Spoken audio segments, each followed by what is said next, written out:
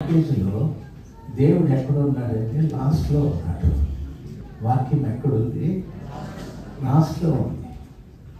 ఈ లాస్ట్లో దేవుడు ఉంటే ఈ ప్యాకేజీలో అంత మనము ఇవన్నీ చేసి చేసి అలసిపోయి వాక్యం అనేటప్పటికీ నిద్రలేక వచ్చేస్తాం. నిద్రలేక వచ్చేసిన తర్వాత వాక్యం ఏమవుతుందంటే బైపాస్లో వెళ్ళిపోతాం. స్టేషన్ లేకి రాదు, అసలు స్టేషన్ లేకి వాక్యం రాదు. విన్నట్టే ఉంటాడు, బైపాస్లో పోతా ఉంటుంది. ఎప్పుడు ఇది మేలుకుంటాడంటే వైరాణి దగ్గర మేలుకుంటాడు. ఉద్యోగం ఎట్లా వస్తుంది?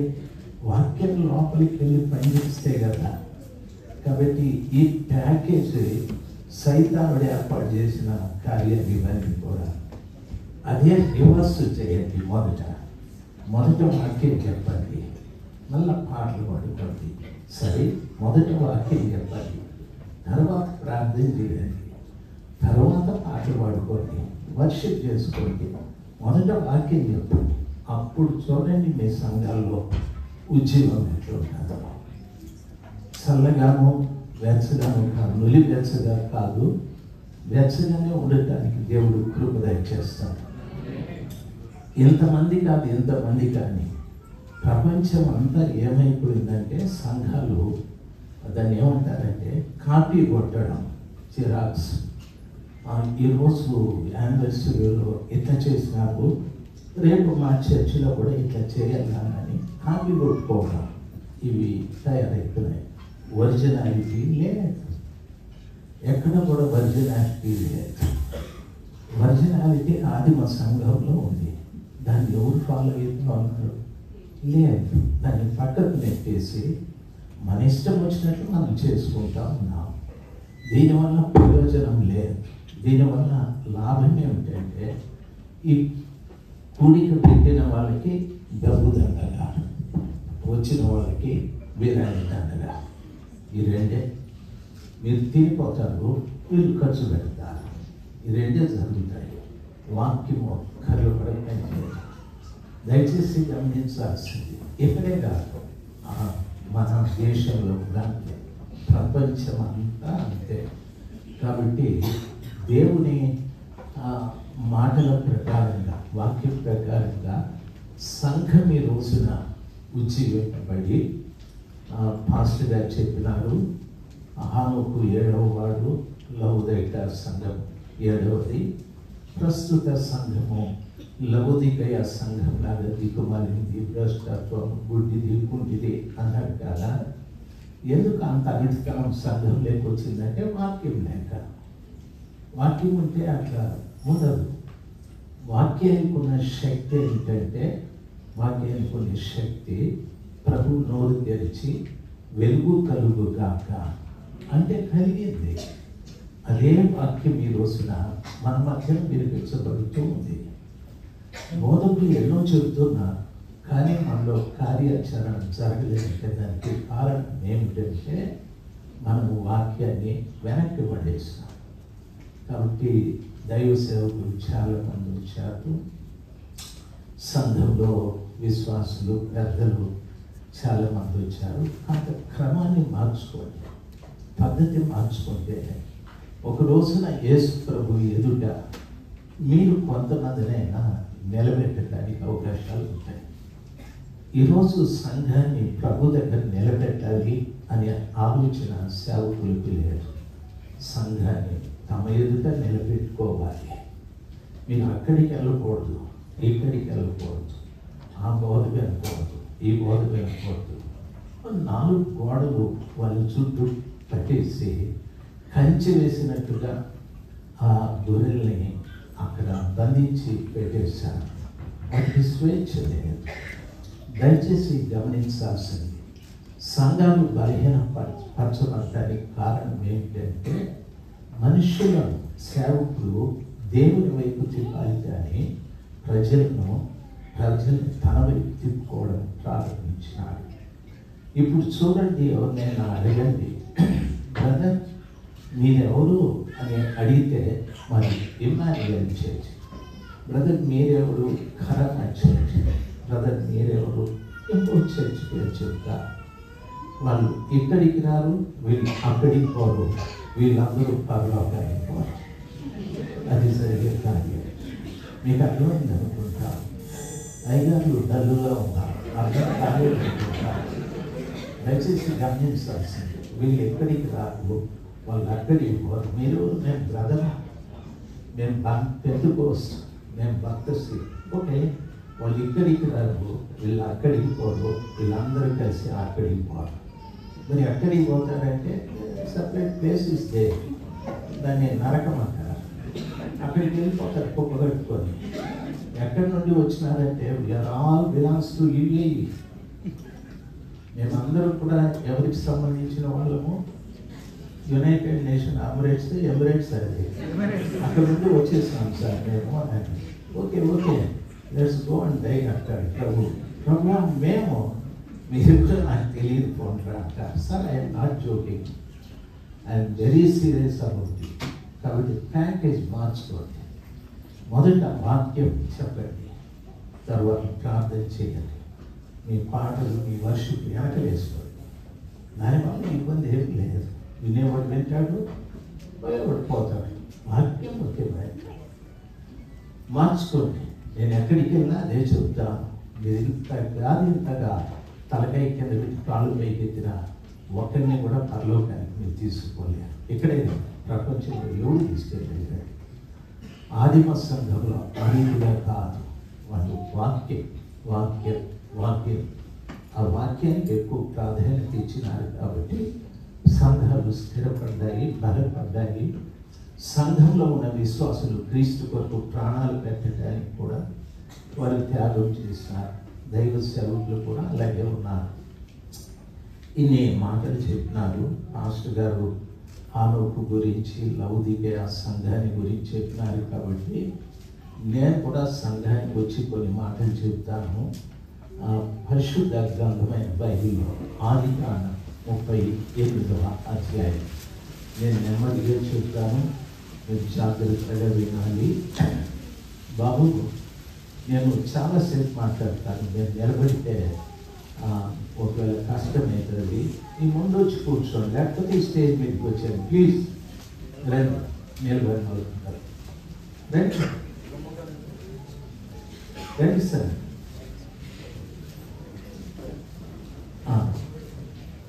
మీరు విన్నారు 38వ అధ్యాయం బైబిల్ చెప్తాది. 38వ అధ్యాయం ఆదిగా నేను చదవమంటే చదువుతున్నా, లేకపోతే వినండి దయచేసి. ఈ స్థలంలో ఒక చరిత్ర ఉంది, ఒక కుటుంబాన్ని గురించి రాయబడింది. బైబిల్ ఎలాంటిదంటే, బైబిల్ని ఇద్దరు రాశారని చెప్పి అపోస్తలుడైన పౌలు చెప్పారు. ఏ లేఖనము మనుష్య విషయం వలన కలగలేదు, కానీ ప్రతి లేఖనం ఆత్మావేశం వలన కలిగినది అని అంటారు. అంటే రాసింది మనుషులే అయినా రాయించిన వాడు పరిశుద్ధాత్మ దేవుడు అని అంటారు. ఇందులో రాసిన వారు, రాయించిన వారు ఇద్దరు ఉన్నారు. రాసిన వారు అక్షరం రాశారు, ఆ రాయించిన వాడు అక్షరంలో ఆత్మీయతను పెట్టాడు. రాయించిన వాడు పరిశుద్ధాత్మ దేవుడు. ఈ అక్షరంలో ఉన్న ఆత్మీయ సత్యం నేను తెలుసుకోవాలంటే పరిశుద్ధాత్మని నేను పొందుతాను. ఎందుకంటే ఆత్మను గురించి ప్రభు చెప్పేటప్పుడు ఒక మాట అన్నాడు, ఆత్మ తనంతట తాను ఏమీయో బోధించక ఏది వినునో అది మీకు బోధించును అని చెప్పాడు. పరిశుద్ధ ఆత్మదేవుడు బోధించేటటువంటి వాడు. ఆయన ఏం బోధిస్తాడంటే ఆయన విన్నది బోధిస్తాడు. పరిశుద్ధాత్మ ఎక్కడ వింటాడు అని అడిగితే అక్షరమైన యేసు ప్రభు దగ్గరికి విని అక్షరంలో ఉన్న ఆత్మీయతని మనకు బోధిస్తూ ఉంటాడు. అందుకని పౌలు చెప్తాడు, ఏమని అంటాడంటే ఆత్మానుసారులు ఆత్మ కార్యాల మీద మనసు ఉంచుతారు, శరీరానుసారులు శరీర కార్యాల మీద మనసు ఉంచుతారని. పరిశుద్ధ గ్రంథమైన బైబిల్ని మనం చదివేటప్పుడు చదువుకుంటూ వెళితే అక్షరం చదివితే చరిత్ర మనకు అర్థమవుతారు. చరిత్ర ద్వారా మనకి ఏ లాభం లేదు. అక్షరంలో ఉన్న ఆత్మీయత మనం తెలుసుకోవాలి. ఆ అక్షరంలో ఉన్నటువంటి ఆత్మీయత మనం తెలుసుకోవడానికి ప్రతి వారు కూడా పరిశుద్ధాత్మని పొందాలి. ఆత్మను పొంది ఆ అక్షరాన్ని చదివేటప్పుడు ప్రభువా ఈ అక్షరంలో ఉన్న ఆత్మీయతను బయలుపరచమని అంటే, అక్షరాన్ని రాయించినటువంటి ఆత్మ అక్షరం వెనకలు ఉంటుంది. ఆత్మ పొందిన వ్యక్తి అక్షరం ముందుంటాడు. అక్షరంలో ఉన్న ఆత్మీయ సత్యాన్ని ఆత్మదేవుడు చెప్పడం ప్రారంభిస్తాడు. ఆ విషయాలు మనం గ్రహిస్తే ఎంతో ఆత్మలో మనం బలపడటానికి, హానోకులాగా దేవునితో నడవటానికి దేవుడు కృప దయచేస్తాడు. పరిశుద్ధ గ్రంథమైన బైబిల్ బాగా గమనించాలి. తమ్ముడు గడ్డం తమ్ముడు లాస్ట్లో తమ్ముడు బ్లాక్ సొక్క వైట్ సొక్క కూర్చోండి. సూర్యచంద్రులాగా నక్షత్రం అమావాస్య పున్నమిలాగా పెరుగుతూ కూర్చోండి. లేవా కుర్చీలు? ఎక్కడైనా నా కుర్చీలో కూర్చోండి.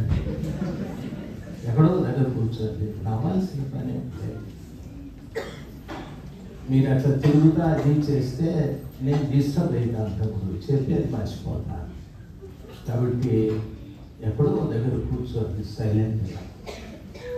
అక్షరంలో ఉన్న ఆత్మీయ సత్యము తెలుసుకోవటానికి ప్రతి వారు కూడా పరిశుద్ధాత్మని పొందాలి.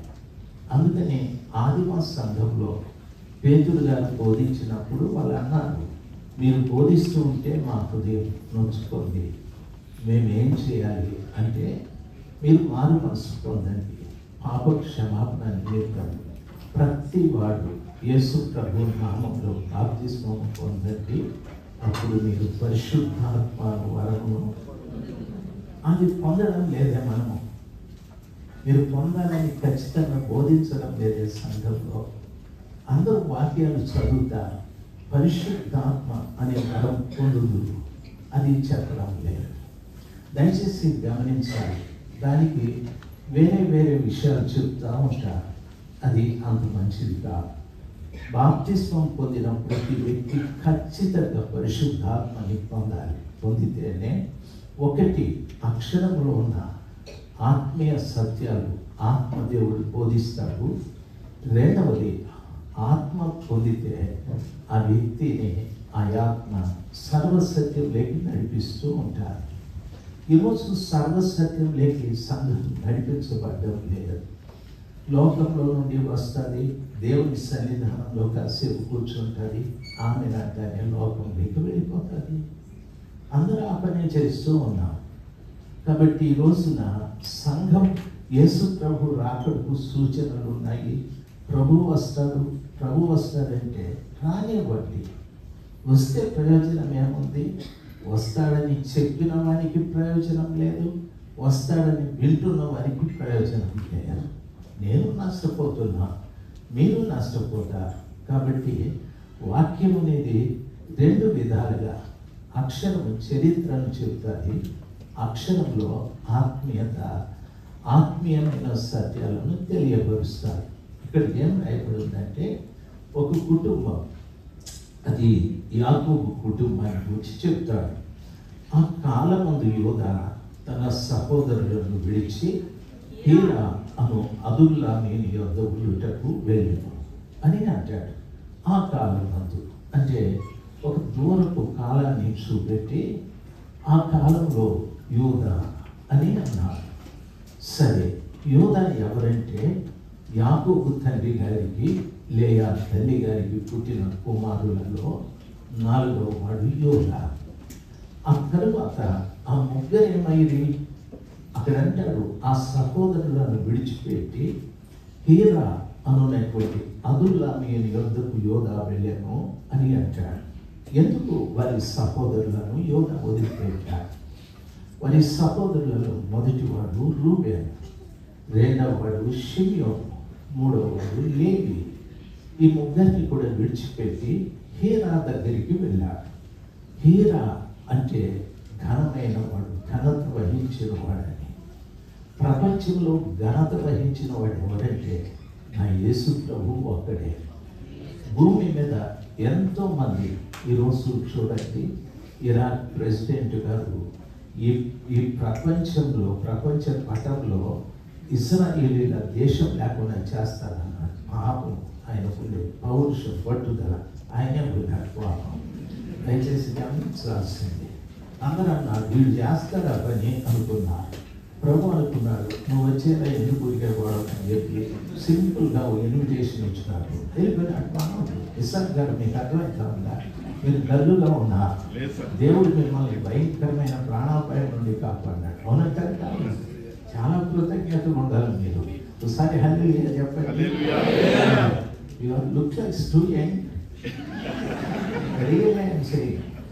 నేను గుర్తుపట్టలేకపోతాను ఎవరు ఈ యవనస్తుడు.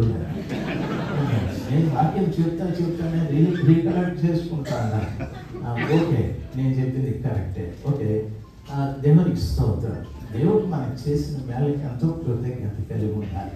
ఆయన అన్నాడు దేశమే లేకుండా చేస్తానని. ప్రభు అన్నాడు అనవసరమైన ఇవేంటి స్టేట్మెంట్ ఎందుకు రావాలా నీకు, నువ్వు కమ్ అని చెప్పి అన్నాడు. Very simple. వెళ్ళిపోయినాడు మనవాడు పాపం. ఎక్కడికో పోతా అట్లే పోయినాడు. అర్థం కాని సమస్య. ఎవరితోనా పెట్టుకోవచ్చు, దేవునితో పెట్టుకోకూడదు, దేవుని ప్రజలతో కూడా పెట్టుకోకూడదు. అంటే బాగా వినాలి. ఇక్కడ ఏమంటాడంటే ఆ ముగ్గురిని విడిచిపెట్టి ఈయన దగ్గరికి వెళ్ళాడు. ఘనుడైనటువంటి వారి దగ్గరికి వెళ్ళాడు యోధా అని. ఎందుకు వారిని వదిలిపెట్టాడు? మొదటిది రూబేను చరిత్ర మీకు తెలుసు. తన తల్లి ఒక పత్నితో తప్పితం చేసిన వ్యక్తి. అతడు ఒక వ్యభిచారి. యోధా అనే మాటకు స్తుతి అని అర్థం. దేవుని పిల్లలు స్తుతి అంటే ఎక్కడుంటుంది స్తుతి అనగా సంఘంలోనే ఉంటుంది. ఇప్పుడు యోధ అంటే అమ్మా పెద్దని అరవకుండా నాకు కంట్రోల్ చేయగలవా, లేకపోతే నాకు ఇస్తే నేను ఆడించుకుంటాను. వాళ్ళు నా చెవులో మాట్లాడినట్టుంది. దయచేసి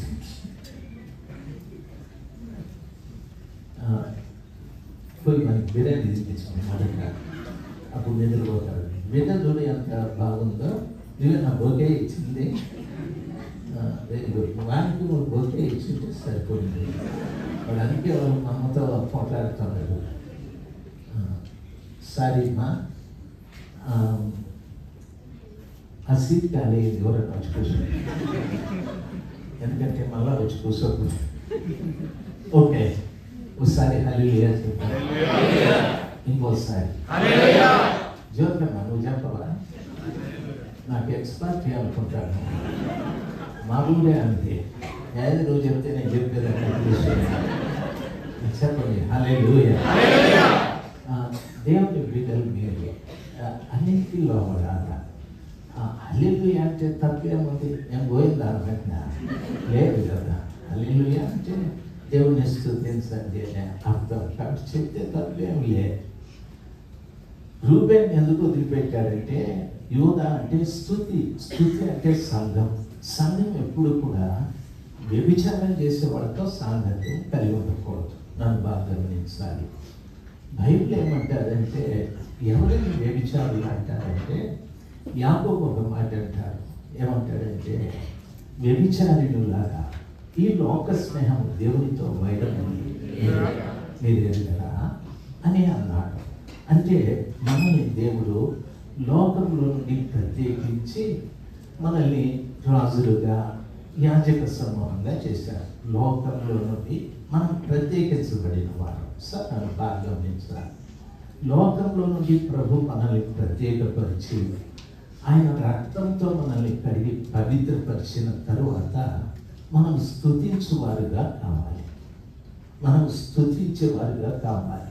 అయితే అంతగా మనల్ని ప్రత్యేకపరిచి ఆయన ప్రశస్తమైన రక్తంతో కడిగితే సంఘంలో మనల్ని చేరిస్తే తిరిగి సంఘం లోపం లేకపోతే ప్రభు అంటాడు వ్యభిచారిణులారా అని అంటూ ఉన్నారు. దయచేసి గమనించాలి. మిమ్మల్ని ఒక మాట అడుగుతాను. చూడండి, మీ లోపల లోకం ఎంత ఉంది, పరలోకం ఎంత ఉంది చెప్పండి. చిన్న ఒక మాట అడుగుతాను. మీరు ఎంతమంది హైబ్రోస్ కట్ చేసుకోకుండా ఉండేవాడు? మొత్తం నగిషీనే అంతా కూడా. ఈ మేక దిక్కుమాలింది ఎక్కడి నుండి వచ్చిందో మనకు తెలియదు. ఎంతమంది పెదాలకు రంగు పూసుకోకుండా ఉన్నారు చెప్పండి. అప్పుడే రక్తం తాగిన కుక్క పిల్లలాగా వేషం చూస్తే ఉదాహరణ చెప్తాను. నేను నవ్వేదానికి చెప్పడం లోకల్ గురించి మాట్లాడతాను, దయచేసి గమనించాలి. నేను బెంగళూరులో ఒక మీటింగ్కి వెళ్ళాను. వెళితే అక్కడ ఇట్లా ఆర్కెస్ట్రా వాళ్ళు ఒక గుంపు బాగా కలిపాయిస్తూ ఉన్నారు. వాడు లూజ్ బనీను, ఆ జుట్టు పైన ఎట్లుందంటే దాన్ని ఏమంటారు, ఫ్లవర్ వాజ్ ఉన్నట్టు. వాడు ఇట్లా ఊపుతా కూడా కాబట్టి వాడి ప్యాంట్ ఇప్పుడు ఊసిపోయేటట్టు. నేను అడిగిన ఆ పాస్టర్ గారిని, ఆడ దొరికిన ఈ కోరికలన్నీ పాస్టర్ గారు తనదండి చాలా కాస్ట్లీ టీమ్ ఇది తెలుస్తూ ఉంది, మనకి ఎప్పుడు ఊసిపోతుందో తెలియదు, ఎంత కాస్ట్లీ ఇది ఎక్కడ దొరుకుతుంది. అయితే మంచిగా వాయిస్తూ ఉందా, వేషం అంత దరిద్రంగా ఉంది, లోకం వాళ్ళ మీద ఉంది. బైబిల్ అంటుంది మిమ్మల్ని లోకం నుండి నేను ప్రత్యేకపరిచాను. అయితే మీరు తిరిగి లోకం లేకపోయినా మీరెవరంటే వ్యభిచారిణులారా. ఈ లోక స్నేహము దేవునితో వైరమని మీరు అని అన్నా. కాబట్టి ఈ రూబేను అనేటటువంటి వ్యక్తిని స్తుతి అని చెప్పబడిన సంఘం వదిలిపెట్టి దూరంగా వచ్చేసారు.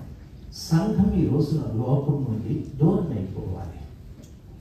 సంఘం ఈ రోజున రూబేన్ నుండి, లోకం నుండి దూరం అయిపోవాలి.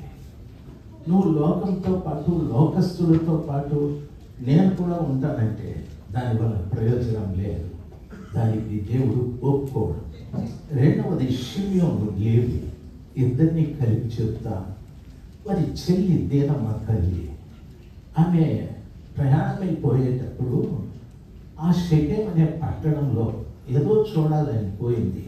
అక్కడ జరగరాని కార్యం ఒకటి జరిగి తన జీవితాన్ని పాడు చేసుకునింది. అయితే ఆ ఊరు పెద్ద ఆయన వచ్చి నా భాషలో చెప్తాను, యాకోబు గారిని అడిగారు, సార్ మా వాడు మీ కుమార్తెని ఇష్టపడ్డాడు, మీరు ఒప్పుకుంటే మా వాడు పెళ్లి చేసుకుంటాడని. యాకోబు అన్నాడు, సరేనయ్యా, అది నా దాక వద్దు, మా పిల్లలు రావాలి అని చెప్పినాడు. ఈ సమాచారం షిమ్యోనికి, లేవికి తెలిసింది. వాళ్ళకు చాలా కోపం వచ్చింది. వాళ్ళకు ఒక చెల్లె ఉండేది, పాపం. కోపం వచ్చి ఏమన్నారంటే, పెళ్లి చేసుకుంటాం కానీ మేము ఎవరో తెలుసా, యెహోవా దేవుని భక్తులు, మేము యెహోవాని ఆరాధిస్తాం, దేవుని ఆరాధించే మాకు ఒక కట్టడి ఉంది, మేము సున్నతి కార్యక్రమాన్ని ఆచరించాలి. మీరు సున్నతి కార్యక్రమాన్ని ఆచరిస్తే మాతో మీరు, మీతో మేము సంబంధాలు కుదుర్చుకుంటామని చెప్పారు. వీళ్ళ మాటలిని ఆ పట్టణంలో ఉన్న పురుషులందరూ కూడా సున్నతిని ఆచరించారు. ఒక సున్నతి కార్యక్రమం చేసుకొని బాధపడుతూ ఉండేటప్పుడు ఇద్దరు కత్తులు తీసుకెళ్ళి వాళ్ళని చంపేశారు. మొత్తం పురుషులందరినీ చంపేశారు. ఒకడేమో వ్యభిచారి, వీళ్ళిద్దరేమో హంతకులు. కాబట్టి ఆ హంతకుల్ని కూడా స్తుతి సంఘం విడిచిపెట్టి దూరంగా వచ్చేసారు. మనం అనొచ్చు, మేమేమి హంతకులు కాదేనని. మీరు నెంబర్ 1 హంతకులు. ఎందుకు అంటే గమనించాల్సింది, ఎవరినైనా ఒకటి చంపితే ఒకవేళ మనకి శిక్ష ఒక రకంగా ఉంటుందేమో, కానీ మనం రోజు చంపేస్తూ ఉంటాం. బైబిల్లో 1 యోహాను పత్రిక 4లో ఒక మాట ఉంది, ఎవడైనా తన సహోదరుని ద్వేషించితే, తన సహోదరుని ద్వేషించినట్లయితే వాడు నరహంతకుడు అని చెప్తారు.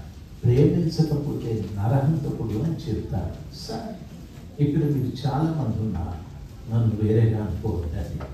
ఇక్కడ చాలామంది దైవ సేవకులు ఉన్నారు, కనిపిస్తే ప్రైజ్ తెలా అంటారు, కానీ పక్కకెళ్ళి వాళ్ళ గురించి చెడుగా మాట్లాడుతూ ఉంటారు.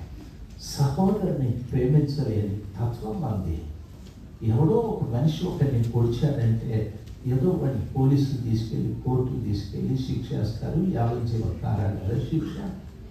లేకపోతే ఈ రోజున క్రైస్తవ సంఘంలో నరహంతకులు బోలెడంతమంది ఉన్నారు. వేదిక మీద నిలబెడితే గంభీరమైన ప్రసంగాలు, అయితే పక్వాన్ని ప్రేమించే మనస్సు లేదు. పక్వాన్ని గురించి ఎంత దరిద్రంగా మాట్లాడాలో అంత మాట్లాడతాం. సహోదరుని మీద ప్రేమ లేని ప్రతి వాడు నరహంతకుడు అని చెప్తూ వారిలో నిత్య జీవం ఉండదు అంటాడు. యేసు ప్రభు వారిలో ఉండడం చెప్తాడు. ఇప్పుడు చూడండి, ఈ షిమ్యోను లేవి ఎవరంటే నరహంతకులు. సహోదర ప్రేమ లేని మనం కూడా నరహంతకులనే. దయచేసి గమనించాలి. దేవుని ఎంతగా స్తుతించి, ఎంతగా పాడి, ఎంతగా ఆరాధించిన మీలో నాలో సహోదర ప్రేమ లేకపోతే నేను నరహంతకుడిని దేవుని దృష్టికి. సంఘంతో ప్రభు అంటున్నాడు, యోధా ఆ ముగ్గురిని వదిలిపెట్టేశాడు. వ్యభిచారం చేసిన రూబేన్ని, హత్య చేసిన షిమ్యోను లేవిని విడిచి ఆయన హీరా అను అదుల్లామీని యొద్దకు వచ్చెను అంటాడు. సంఘం ఎప్పుడు కూడా ఘనత వహించిన క్రీస్తుతో ఉండాలి, కానీ సంఘము లోకంతో కానీ, సంఘము ఈ రీతిగా మీ సహోదరుని ప్రేమించని తనము, ద్వేషించే తనం, ఇటువంటి ఆ కల్చర్ సంఘము ఉండకూడదు. దేవుని స్థుతించేవారుగానే ఉండాలి. ఉంటే హీరా దగ్గర ఉంటాం, యేసు ప్రభు దగ్గర ఉండాలి. బైబిల్ చెప్తాది, ఇప్పుడైతే మన సహవాసము తండ్రితోనూ ఆయన కుమారుడైన క్రీస్తుతోనూ ఉండాలి అంటారు. ఈ మాట మీరు చాలాసార్లు చెప్తుంటారు. అయితే మీరు ఆలోచించండి, ఇప్పుడైతే ఎప్పుడు నేను క్రీస్తుని సొంత రక్షకుడుగా అంగీకరించినప్పుడు, ఎప్పుడు క్రీస్తు దగ్గర నా పాపాలు ఒప్పుకున్నప్పుడు, ఎప్పుడు క్రీస్తు తన ప్రశస్తమైన రక్తంతో నన్ను కడిగి పవిత్రపరిచిన తరువాత నా సహవాసము తండ్రితోనూ ఆయన కుమారుడైన యేసుక్రీస్తుతోనూ ఉండాలి అంటారు. ఎంతమంది ఆయనతో సహవాసం చేస్తున్నారు చెప్పండి? లేదే, ఆయనతో లేదు. నేను ఎగ్జాంపుల్ చెప్తాను. సత్యానందం గారు ఒకసారి ఆయన సత్యానందం గారు, మీరు ఎవరితో సహవాసం అంటే, ఇమ్మాన్యుయేల్ సహవాసం మాది. మా సంఘ వ్యవస్థాపకులు పేద నాయకం గారు, మేము ఆయన చెప్పినట్లే వింటామంటారు. అమలాపురం జోసెఫ్ గారిని అడుగుదాం, మీరు సార్ ఏ సంఘం మీదంటే క్రీస్తు సంఘం అంటారు. మా సంఘ వ్యవస్థాపకుడు మా నాయన, మా తండ్రి గారు, ఆయన చెప్పినట్లు మేము వింటామంటాం. What about Jesus Christ? ఆయనకైతే నువ్వు అంటావు నా పాపాలు క్షమించినాడు అంటావు, ఆయన రక్తంతో నన్ను కడిగావు అంటాడు. నిజంగా మా పాపాలు ప్రభు క్షమించి ఉండి ఆయన రక్తంతో నేను కడగబడి ఉంటే నా సహవాసం క్రీస్తుతో తండ్రితో ఉంటుంది సార్. తండ్రితో క్రీస్తుతో ఉంటుంది సార్. వాళ్ళు గమనించాలి. అట్లనే వీళ్ళు ఎవరంటే ఒక ఆత్మీయ నాయకులు, వారి సలహాల మేరకు మనం నడుస్తూ ఉండాలి. అదే సార్ నడుస్తూ ఉండాలి, కానీ సహవాసం ఎప్పుడు తండ్రితోనూ యేసు ప్రభుతోనూ ఉండాలి. యోధ అంటే స్తుతించే సంఘం ఎప్పుడు కూడా క్రీస్తుతో ఉండాలి. ఇప్పుడు సంఘం ఎక్కడుందంటే హీరా దగ్గరికి వచ్చేది. పాస్టర్ గారు మీరు వింటున్నారా సార్? ఎక్కడికి వచ్చేది సంఘము? ఏదేం తోటలేక సార్ ఒక్క మాట పోయినా బైపాస్లో వెళ్ళిపోతుంది బస్సు. దయచేసి జాగ్రత్తగా విన్నాను. ఎక్కడికి వచ్చేసరి సంఘం? ఇప్పుడు యేసు ప్రభు దగ్గరికి వచ్చేసారి సంఘం. అక్కడికి వచ్చిన తర్వాత యూదాకి పెళ్ళియుడు వచ్చారు. పెళ్ళియుడు వచ్చిన తర్వాత అక్కడ ఏం రాయబడిందంటే, కనానీయుని కుమార్తె అయిన షూయ అనే ఆమెను పెళ్లి చేసుకున్నాడు అంటాడు యూదా. ఎవరిని పెళ్లి చేసుకున్నావే అంటే, నేను ఉండేది క్రీస్తుతోనే, కాకపోతే కనానీయుని కుమార్తె అయిన షూయాతో ఆయన వివాహం చేసుకున్నాడని బైబిల్ చెప్తారు. దయచేసి వినాలి. షూయా అంటే ధనము అని అర్థం. సంఘానికి పెళ్ళిడు వచ్చిన తర్వాత, స్తుతికి పెళ్ళిడు వచ్చిన తర్వాత, సంఘం కాస్త ఎదిగిన తర్వాత, ఇప్పుడు మనమంతా ఏమంటాం? యేసు ప్రభువు చేస్తాడు, మనమంతా సిద్ధపడాలంటాం. చెప్పేవాడికి సిద్ధపడలేదు, వినేవాడికి సిద్ధపడలేదు. ఇప్పుడు బైబిల్ ఏమంటారంటే యూద షూయాని పెళ్లి చేసుకున్నాడని.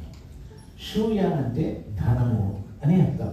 సంఘం ఇప్పుడు ఏమైపోయిందంటే ధనం వైపు తిరిగిపోయాలి, దేవుని వైపు లేదు.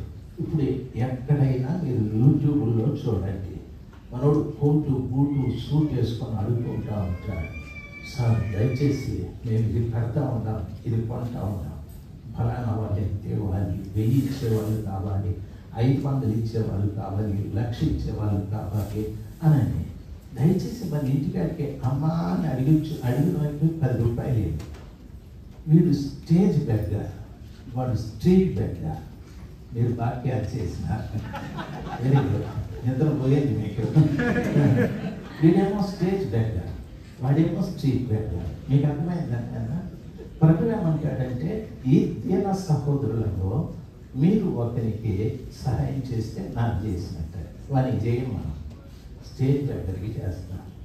ఈరోజు నా స్టేజ్ మీద నిలబడి కోట్లు బూట్లు టైల్ వేసుకొని ఏమంటారంటే దేవుడు గొప్పవాడు, దేవుడు అద్భుతాలు చేస్తాడు, ఇప్పుడే యేసు నామములో అది జరుగుతుంది ఇది జరుగుతుంది అంటాడు. అన్నీ మనకి చెప్పి ఆఖరిలో వారి ప్రాబ్లమ్స్ అంతా మనకు చెప్తాడు. అంటే దేవుడు మనకేనా గొప్పోడు, వానికి గొప్పోడు కాదా? మీకు అర్థమైందా? రాజశేఖర్ గారు అర్థం కాలేదా? మీరు కూడా కోర్టులో ఉన్నారు,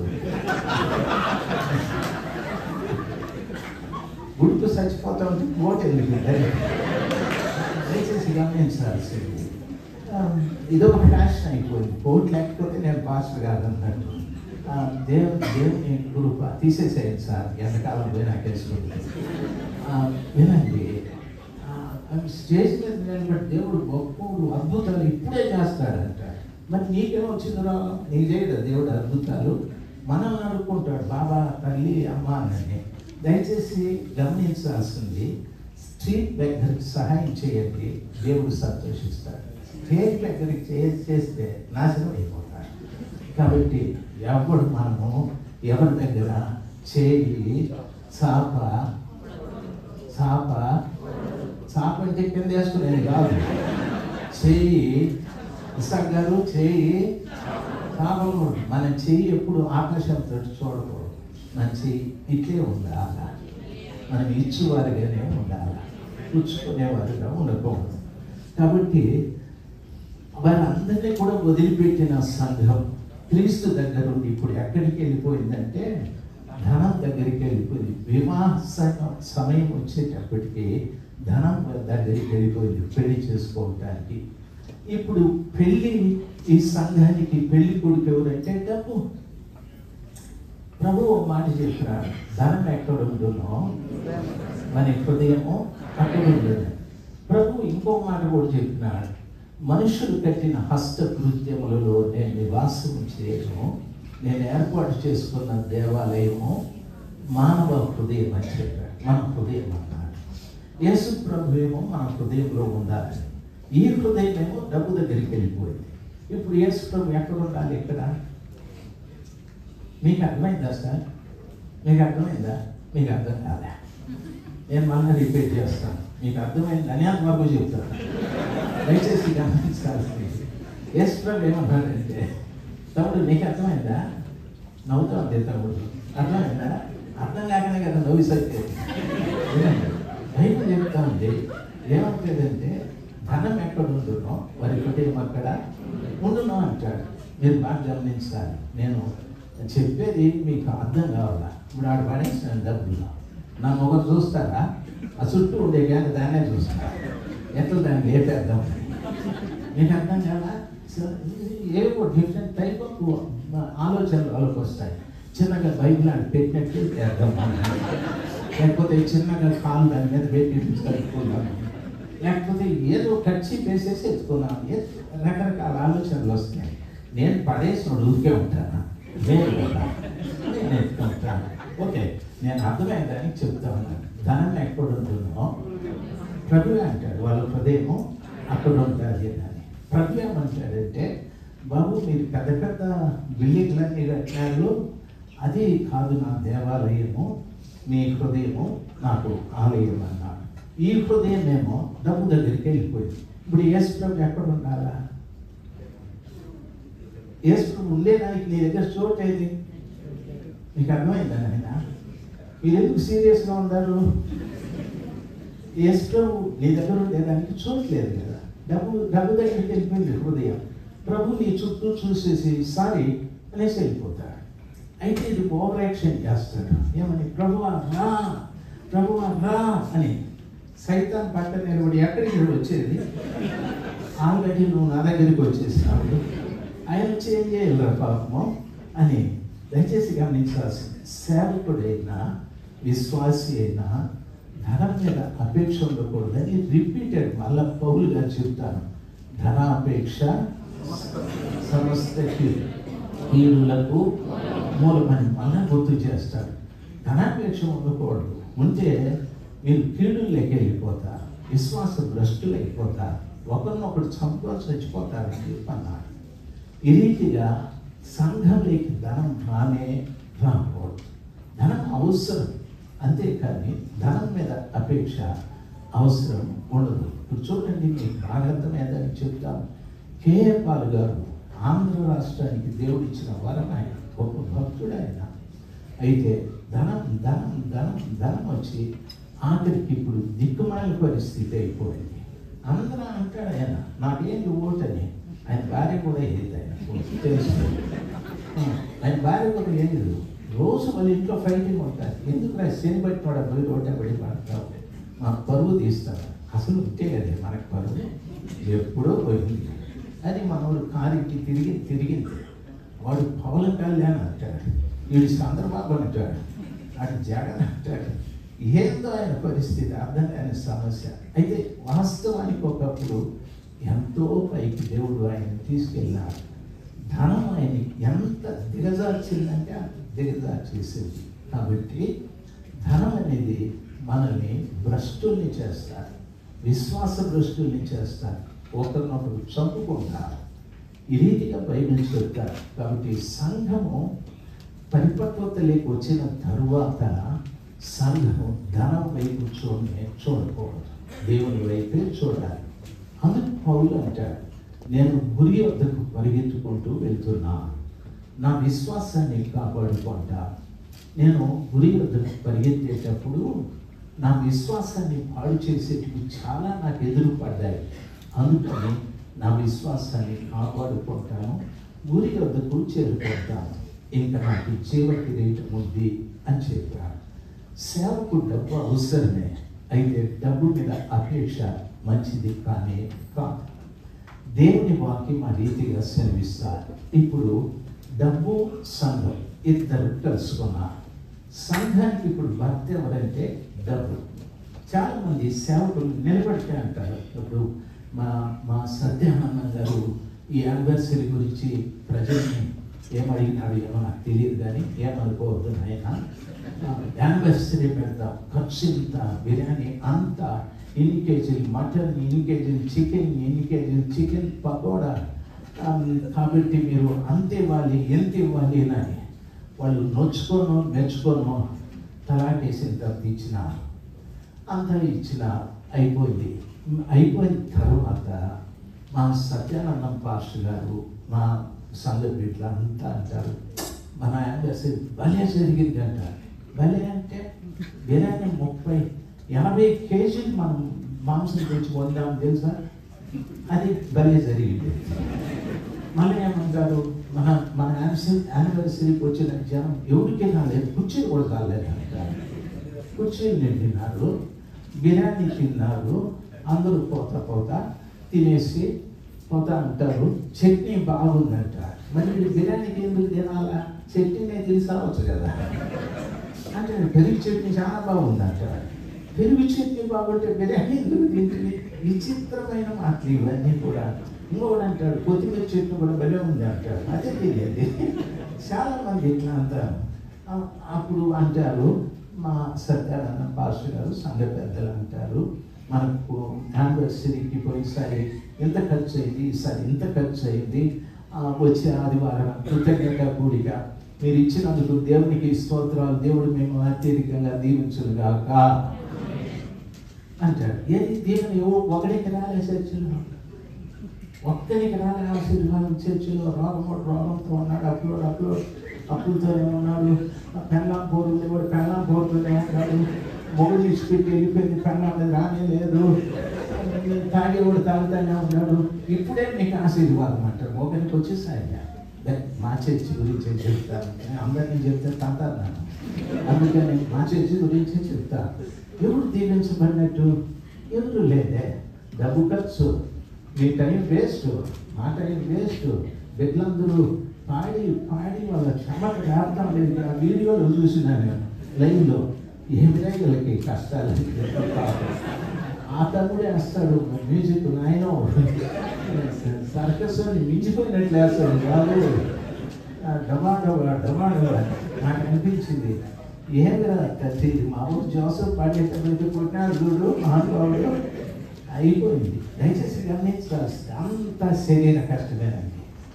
ఆత్మీయ కష్టం ఏమీ లేదు ఇక్కడ. దయచేసి గమనించాల్సింది. నేను జోక్గా మాట్లాడటం లేదు, సీరియస్గా చెప్తూ ఉంటాను. ఆత్మీయ కష్టం మీద ఎవరు నేర్కొందినట్టు లేదే. మొత్తం అంతా డబ్బు నష్టమే. దయచేసి గమనించాల్సింది, ఇప్పుడు సంఘము వ్యభిచారాన్ని వదిలిపెట్టేసి హంతకుల్ని వదిలిపెట్టి యేసు ప్రభు దగ్గరికి వచ్చి ఎవరితో చేరిందంటే ధనంతో చేరింది. ధనాన్ని భర్తగా చేసుకొని యేసు ప్రభుని పక్కకు పెట్టేసి సంఘం ఈ రోజు ఎక్కువగా డబ్బు గురించే మాట్లాడుతూ ఉంది. ఎక్కడైనా చూడండి సార్, డబ్బు గురించే చూడండి సార్. ఒక హిందూ ఫ్యామిలీకి కొన్ని ఖర్చులు ఉంటాయి. ఎలక్ట్రిసిటీ బిల్, టెలిఫోన్ బిల్, తర్వాత house rent, water tax, house tax, ఇంకా ఏవేవో స్కూల్ ఫీజులు పిల్లలకి, ఇవన్నీ ఉంటాయి సార్. క్రిస్టియన్కి ఎన్ని ట్యాక్స్లో తెలుసా?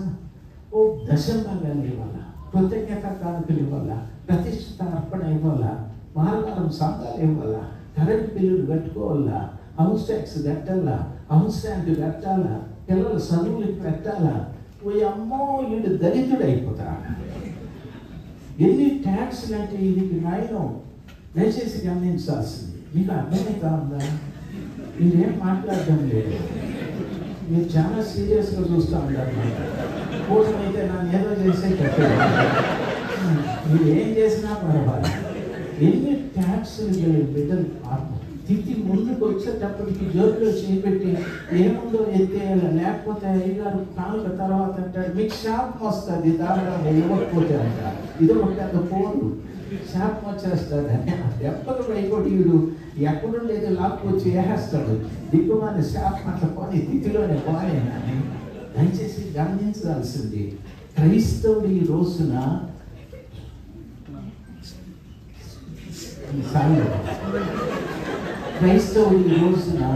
గమనించాల్సింది అభివృద్ధి పొందకపోవటానికి ఒక ప్రాపర్ వే, ఒక సరైనటువంటి మార్గం లేదు సార్.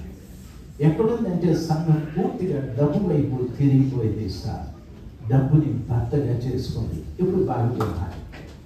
ఇతడు షూయాన్ని పెళ్లి చేసుకున్న తర్వాత సంఘంలోకి ధనం వచ్చిన తర్వాత ఈయన ఏం చేసినాడంటే ఒక కుమారుని కన్నాడు. ఆయన పేరు ఏరు అని పెట్టుకున్నాడు. ఇంకొక కొడుకుని కన్నాడు, వాని పేరు ఓనాను అని పెట్టుకున్నాడు. ఇంకొక కొడుకుని కన్నాడు, షేల అని పెట్టుకున్నాడు. పేరు బాగున్నాయి. పెట్టుకున్న తర్వాత డబ్బుకి సంఘానికి కలిగిన పిల్లలు వీళ్ళు. ఈ రోజంతా డబ్బుతోనే పూట పెట్టాలంటే పోవడంత డబ్బు ఖర్చు. ఆదిమ సంఘంలో డబ్బుతో పనే లేదు. దయచేసి గమనించాల్సింది. స్పెషల్ ఆఫరింగ్స్, కృతజ్ఞత ఆఫరింగ్స్, లేకపోతే ఇంకొక ఆఫరింగ్ ఇవి లేదు. నేను ఒక ఊర్లో చర్చికి మీటింగ్కి వెళ్ళిపోతే వాళ్ళు చందాలు పడదామని చందా పాట పాడితే నా దగ్గర వెళ్ళి వేసేసిన తర్వాత ఇప్పుడు సమాధుల తోట కోసం కాలేదండి. నేను సమాధి అయిపోతుంది. ఇదేంద్రా ఇది ఇట్లా కాలు కూడా వద్దుగా అని చెప్పని నేను గిత్తలు చూస్తున్నాను. ఏం చేయాలి ఇప్పుడు నేను? దెయ్యం నాకేం చెప్పిందంటే నువ్వు పెద్ద టీచర్, నో ప్రాబ్లం, తిత్తిలో చేయి పెట్టి పైకి తీసుకెళ్ళి దెయ్యం నాకు చెప్తా ఉంటుంది. నేను సీరియస్గా నా ఎక్స్పీరియన్స్ చెప్తాను. ఓకే థ్యాంక్ గాడ్, ఈ ఆలోచన ఇచ్చిన దేవుడికి స్తోత్రం అనుకున్నా. కిట్టి దగ్గరికి వచ్చేస్తా ఉంది.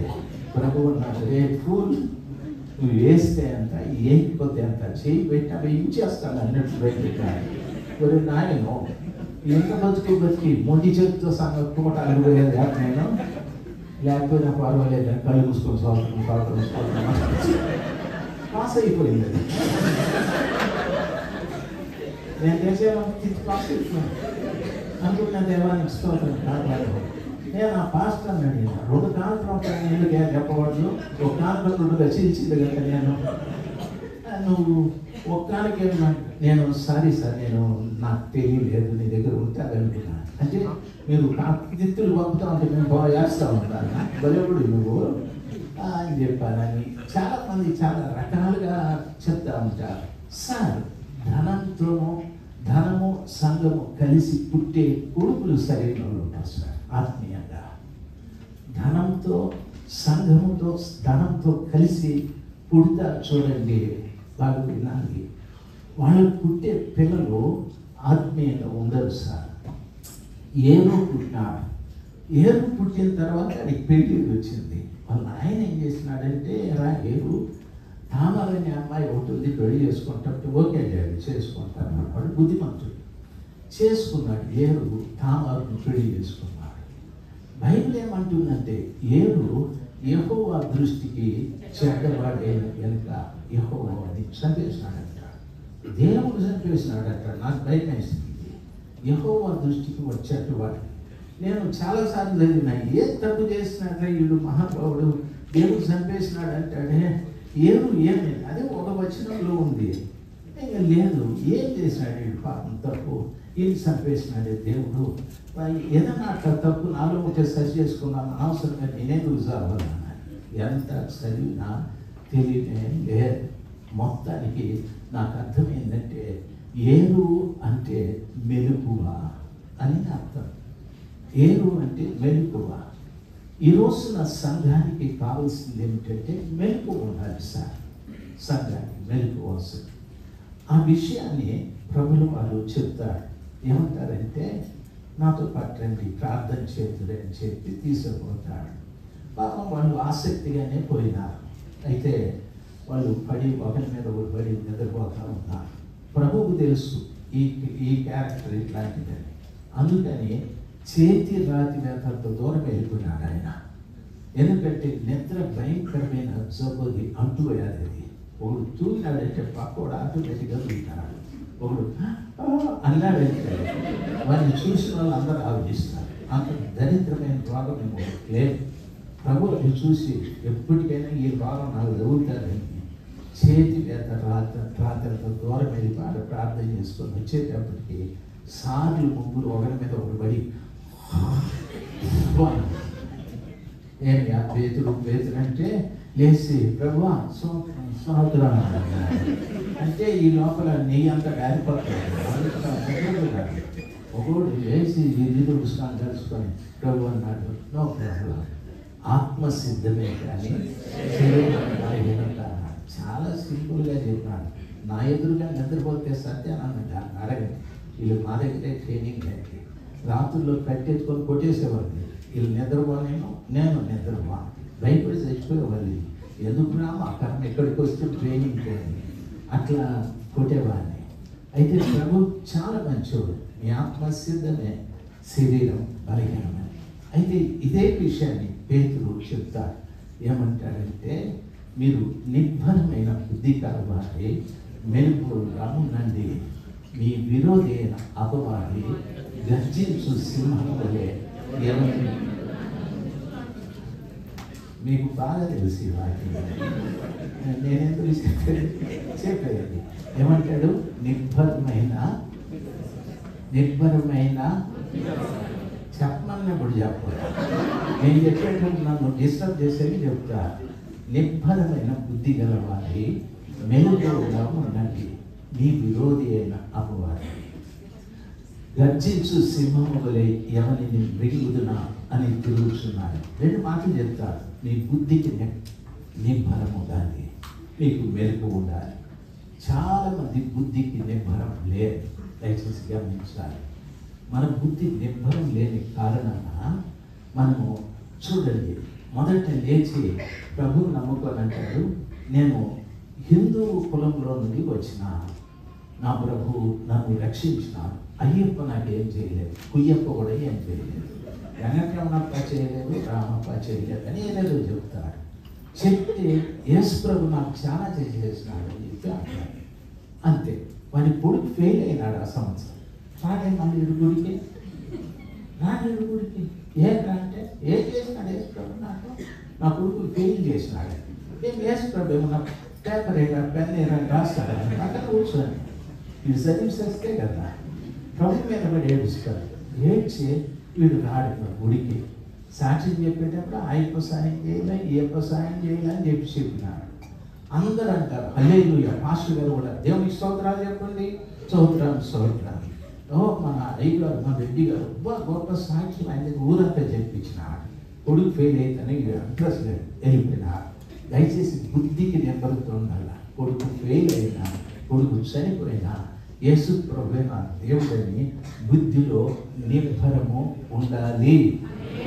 హల్లెలూయా. రెండవది అంటాడు, నిర్భరమైన బుద్ధి కలిగి మెలకువగా ఉండండి అంటాడు. మేలుకు ఉండేటటువంటి వానికి ఎవడు తన భార్యనో, ఎవరు తన చెల్లిలో, ఎవరు తన తల్లిలో అర్థమవుతుంది. మేలుకు ఉండేవానికి, నిద్రపోయేవాడికి ఏం తెలుస్తుంది? తెలియదు కదా. నిద్రపోయేవాడికి ఈ దారి ముళ్ళు ఉన్నాయి, దారిలో రాళ్ళు ఉన్నాయని ఏం తెలుస్తాయి? మెలకువగా ఉండేటటువంటి వానికి దారి స్పష్టంగా తెలుస్తుంది. ఈరోజున బుద్ధిలో నిర్భరత లేకపోతే క్రైస్తవుడు మెలకువని పోగొట్టుకుంటాడు, నిద్రామత్తులోకి వెళ్ళిపోతాడు. అందుకు బైబిల్ అంటది, నిర్భరమైన బుద్ధి కలిగి మెలకువగా ఉండండి. మీ విరోధి అయిన అపవాది గర్జించే సింహములాగా ఎవరిని మృంగుదునా అని తిరుగుచున్నాడంటాడు. సార్, మేము ఆంధ్ర వదిలిపెట్టి ఇక్కడికి వచ్చేసాం దుబాయ్కి. ఆడుండేవాడు ఇంటికి రాడు అనుకోవద్దండి. వాడు యుగ సంబంధమైన దేవత అని వాడి పేరు. యుగంలో వాడు దేవుడిగా చాలా ఉన్నాడు. ప్రపంచం అంతా కూడా వాడు తిరుగుతూనే ఉన్నాడు. ఎవరిలో నిర్భరమైన బుద్ధి లేక మెలకు లేకుండా ఉంటుందో వాళ్ళందరినీ మింగేస్తారు సార్. చాలామంది పాస్టర్లు, చాలామంది విశ్వాసులు వాడు మింగేశాడు. ఇప్పుడు చాలామంది పాస్టర్లు, విశ్వాసులు వారి కడుపు లోపల ఉన్నా. ఎవరి కడుపు లోపల చెప్పండి? ఎవరి కడుపు లోపల? నోరు తెరిస్తే వాని పేరే. నన్ను గమనించాల్సింది, మీరు కారులో వచ్చింటారు, బస్సులో వచ్చింటారు, ట్యాక్సీలో వచ్చింటారు. టైం అయిపోయిందని బైబిల్ అక్కడ మర్చిపోయి వచ్చేసి ఉంటారు. వచ్చి ఇక్కడ వాక్యం చెప్పినట్టు నా బైబిల్ లేదు, సైతం నా బైబిల్ పోగొట్టేసింది అంటారు. వాడంటాడు, ఏం మనిషి నీ బైబిల్కి నాకు ఏం సంబంధం? సైతం నా బైబిల్ పోగొట్టింది అంటాడు. నోరన్నా మూసుకొని ఉంటారా అని అంటాడు వాడు. దీనికి అర్థమై సార్ దయచేసి గమనించాల్సింది. సైతం పోగొట్టింది అంటాడేంటి అని కూర చేస్తూ ఉంటుంది మహాతల్లి. పట్టిగా పిలుస్తుంది అక్క అని. వెళ్ళిపోయి ఆ పసలో కూర్చొని ఇద్దరు కబుర్లు పెట్టుకుంటారు. ఒక్కరి పేరుతుంది బాబు వెళ్ళి పేరుకుంటారు. వెళ్ళిపోయి డోమ్ అంటే అప్పుడు పోతుంది. ఏమైనా చెల్లి సైతాన్ని ఎంక్వైరీ చేసింది వాడేస్తాడు. నీ కుక్కరికి నాకేమైనా సంబంధం? కూర చేసేది నాకెందుకు వస్తుంది? సైతాన్ని నా పేరు చెప్తావేంటి మాటికి ప్రతి దానికి సైతాన్. వస్తా కాదు అనుకున్నాం సైతానా అంటాడు. మాటికి చేసుకున్నప్పుడు చెప్తారు. సార్ ఏంది ఇలా అంటారు? ప్రతి దానికి యేసు ప్రమాణాలు కానీ సైతాన్ అంటారు. ఎందుకు అని ప్రభు పాపం చాలా బాధపడతాడు. ఎంత పేరు అంతగానో చెప్తావో తెలుసా? మరి కడుపులో ఉన్నావు కాబట్టి. నీకు అర్థమైందమ్మా? నువ్వు కూడా చెప్పావు, మరి కడుపులో ఉన్నావు కాబట్టి. దయచేసి లేదా ఈరోజు పాస్టర్ గారు కూడా, విశ్వాసి కూడా ఎక్కువగా వారిని నామస్మరణ చేస్తున్నారంటే దాని అర్థం వాడు నిన్ను మింగేశాడు కాబట్టి, వాళ్ళ లోపల ఉన్నావు కాబట్టి. భర్త కూడా అంటాడు భార్య సైతాన్ అని ఒత్తి పలుకుతాడు. ఆమె అంటారు ఏమరా సైతాన్ అని ఆమె అంటారు. ఆడు సైతాన్ని, ఏమే సైతాన్. వాడు వాని కడుపులో ఉన్నాడు, ఈమె ఆయన కడుపులో, ఇద్దరు వాళ్ళ కడుపులో ఉంది, కొట్లాడు పంచాయతీలు తెగనేస్తాడు. వాళ్ళ అమ్మ చెప్తారు, వాళ్ళ నాయన చెప్తాడు, వాళ్ళ అత్త చెప్తారు, ఎవరు కూడా ఊరు పెద్ద మనుషులు చెప్తారు. తెగలే పంచాయతీ ఎందుకో తెలుసా? ఇద్దరు లోపల ఉండి సస్తా ఉంటారు. సార్ మీకు అర్థమైందా? ఇట్లా పంచాయతీలు ఏం రాలేదా మీకు? వస్తువులు వచ్చింటాయి, మీరు కూడా బుర్ర కొట్టుకొని వెళ్ళిపోవడం. దయచేసి గమనించాల్సింది, కొంతమంది ఇట్లా ఉంటారు.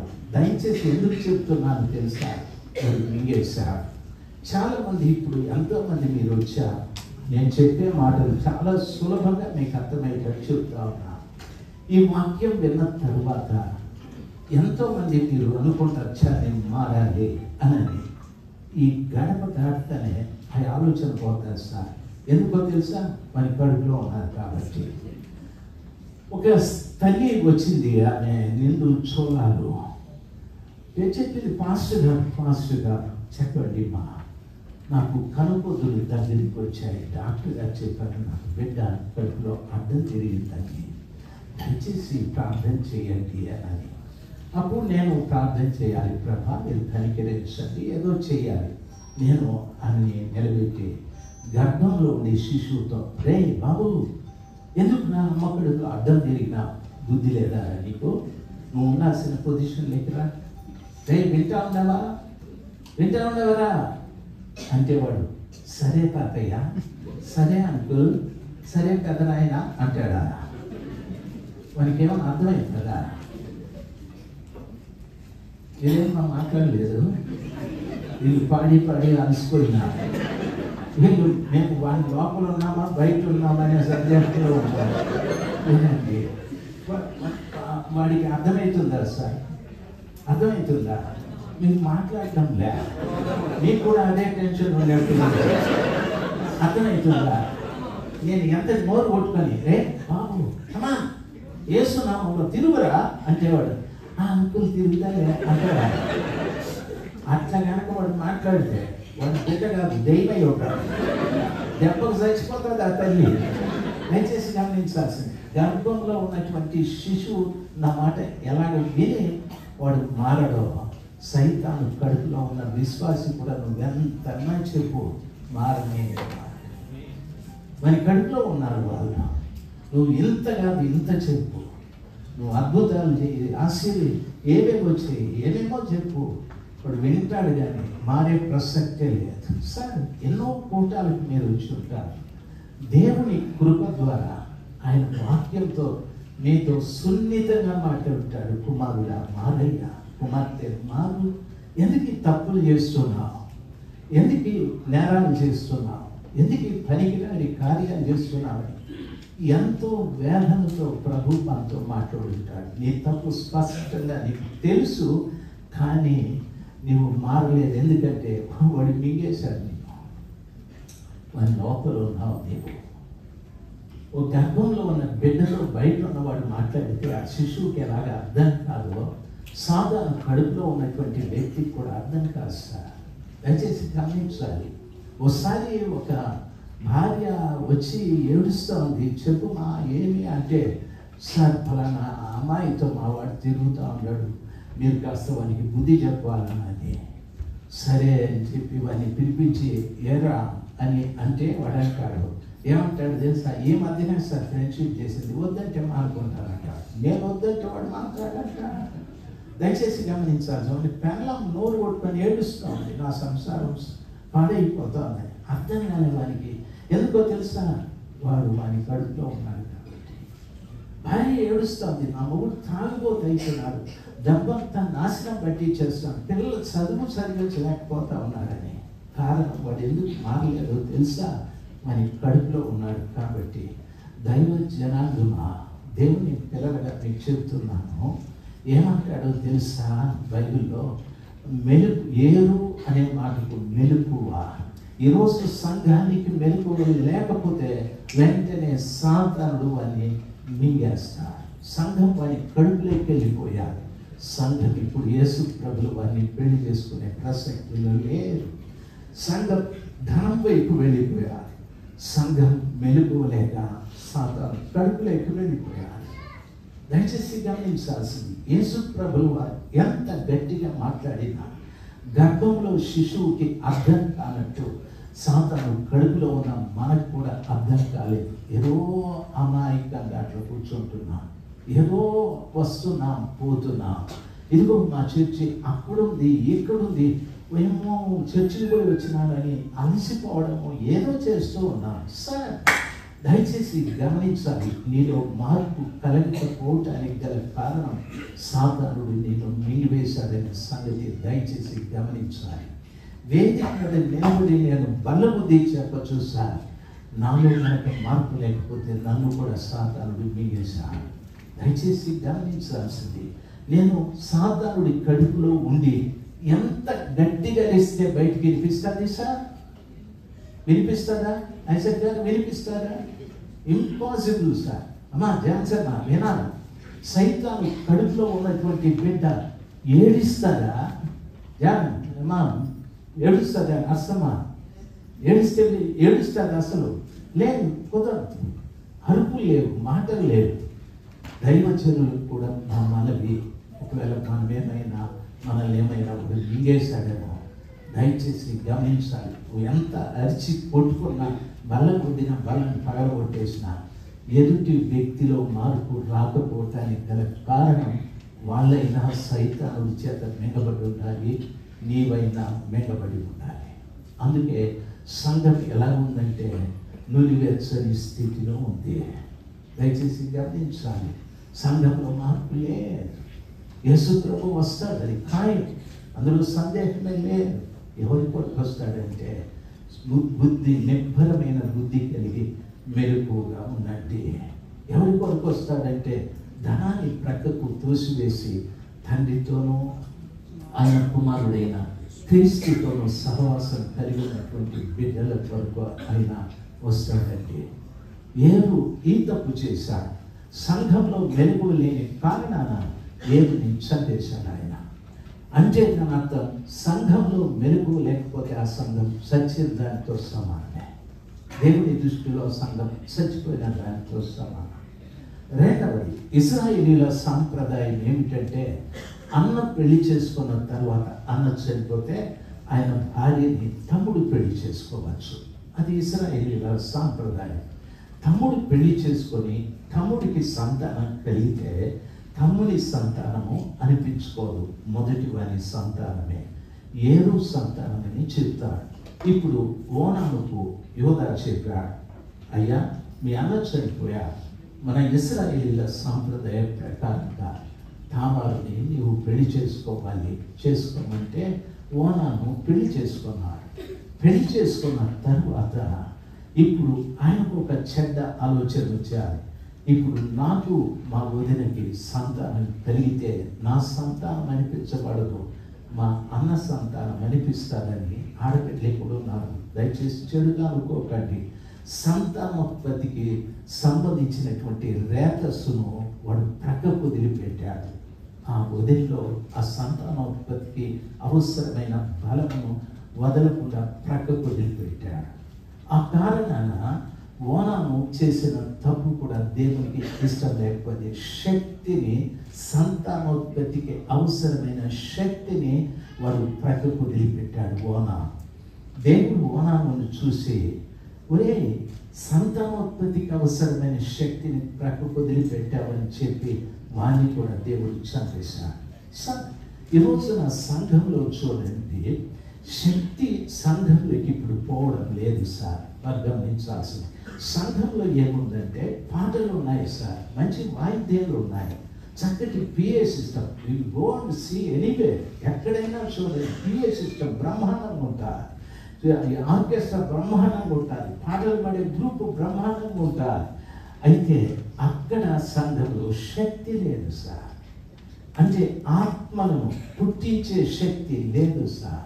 ఆ సంఘంలో నుండి జంపై ఈ సంఘంలోకి వస్తారు. కప్పాత్మలన్నీ ఏడెగురుతారు, ఆడు చూపుతారు. ఇస్సాక్ అని అంటాడు, రే నువ్వు మా చర్చి కదరా అని అడుగుతాడు. వీళ్ళు అంటాడు, సారీ అయ్య గారు నాకు చాలా దూరం లేదు, ఇంటికి పోతాను అంటాడు. ఇస్సాక్ అన్న కలుపు కాలిపోతాడు. రాజశేఖర్ కూడా అంటాడు, ఏ నువ్వు ఇస్సాక్ అన్న చర్చిలోకి ఎందుకు పోయినావురా అని. నీ చర్చి నాకు చాలా దూరం అంటాడు. అందుకని రాజశేఖరన్న కడుపు గాలిపోతాయి. ఇప్పుడు వ్యక్తుల ఆత్మలు ఎట్లాంటివంటే కప్పల ఆత్మలు. ఏడెగిరేది అడు చూసేది, అడెగిరేది ఏడొదిలేది. వాళ్ళ దగ్గర ఉంటారా మీరు? నేను ఈ దుబాయ్కి వచ్చినప్పటి నుండి ఒకే సంఘంలో నేను ఉన్నానని చెప్పే మగవాడు ఎవరో చేయి పైకెత్తండి. మీకు దిక్కులేక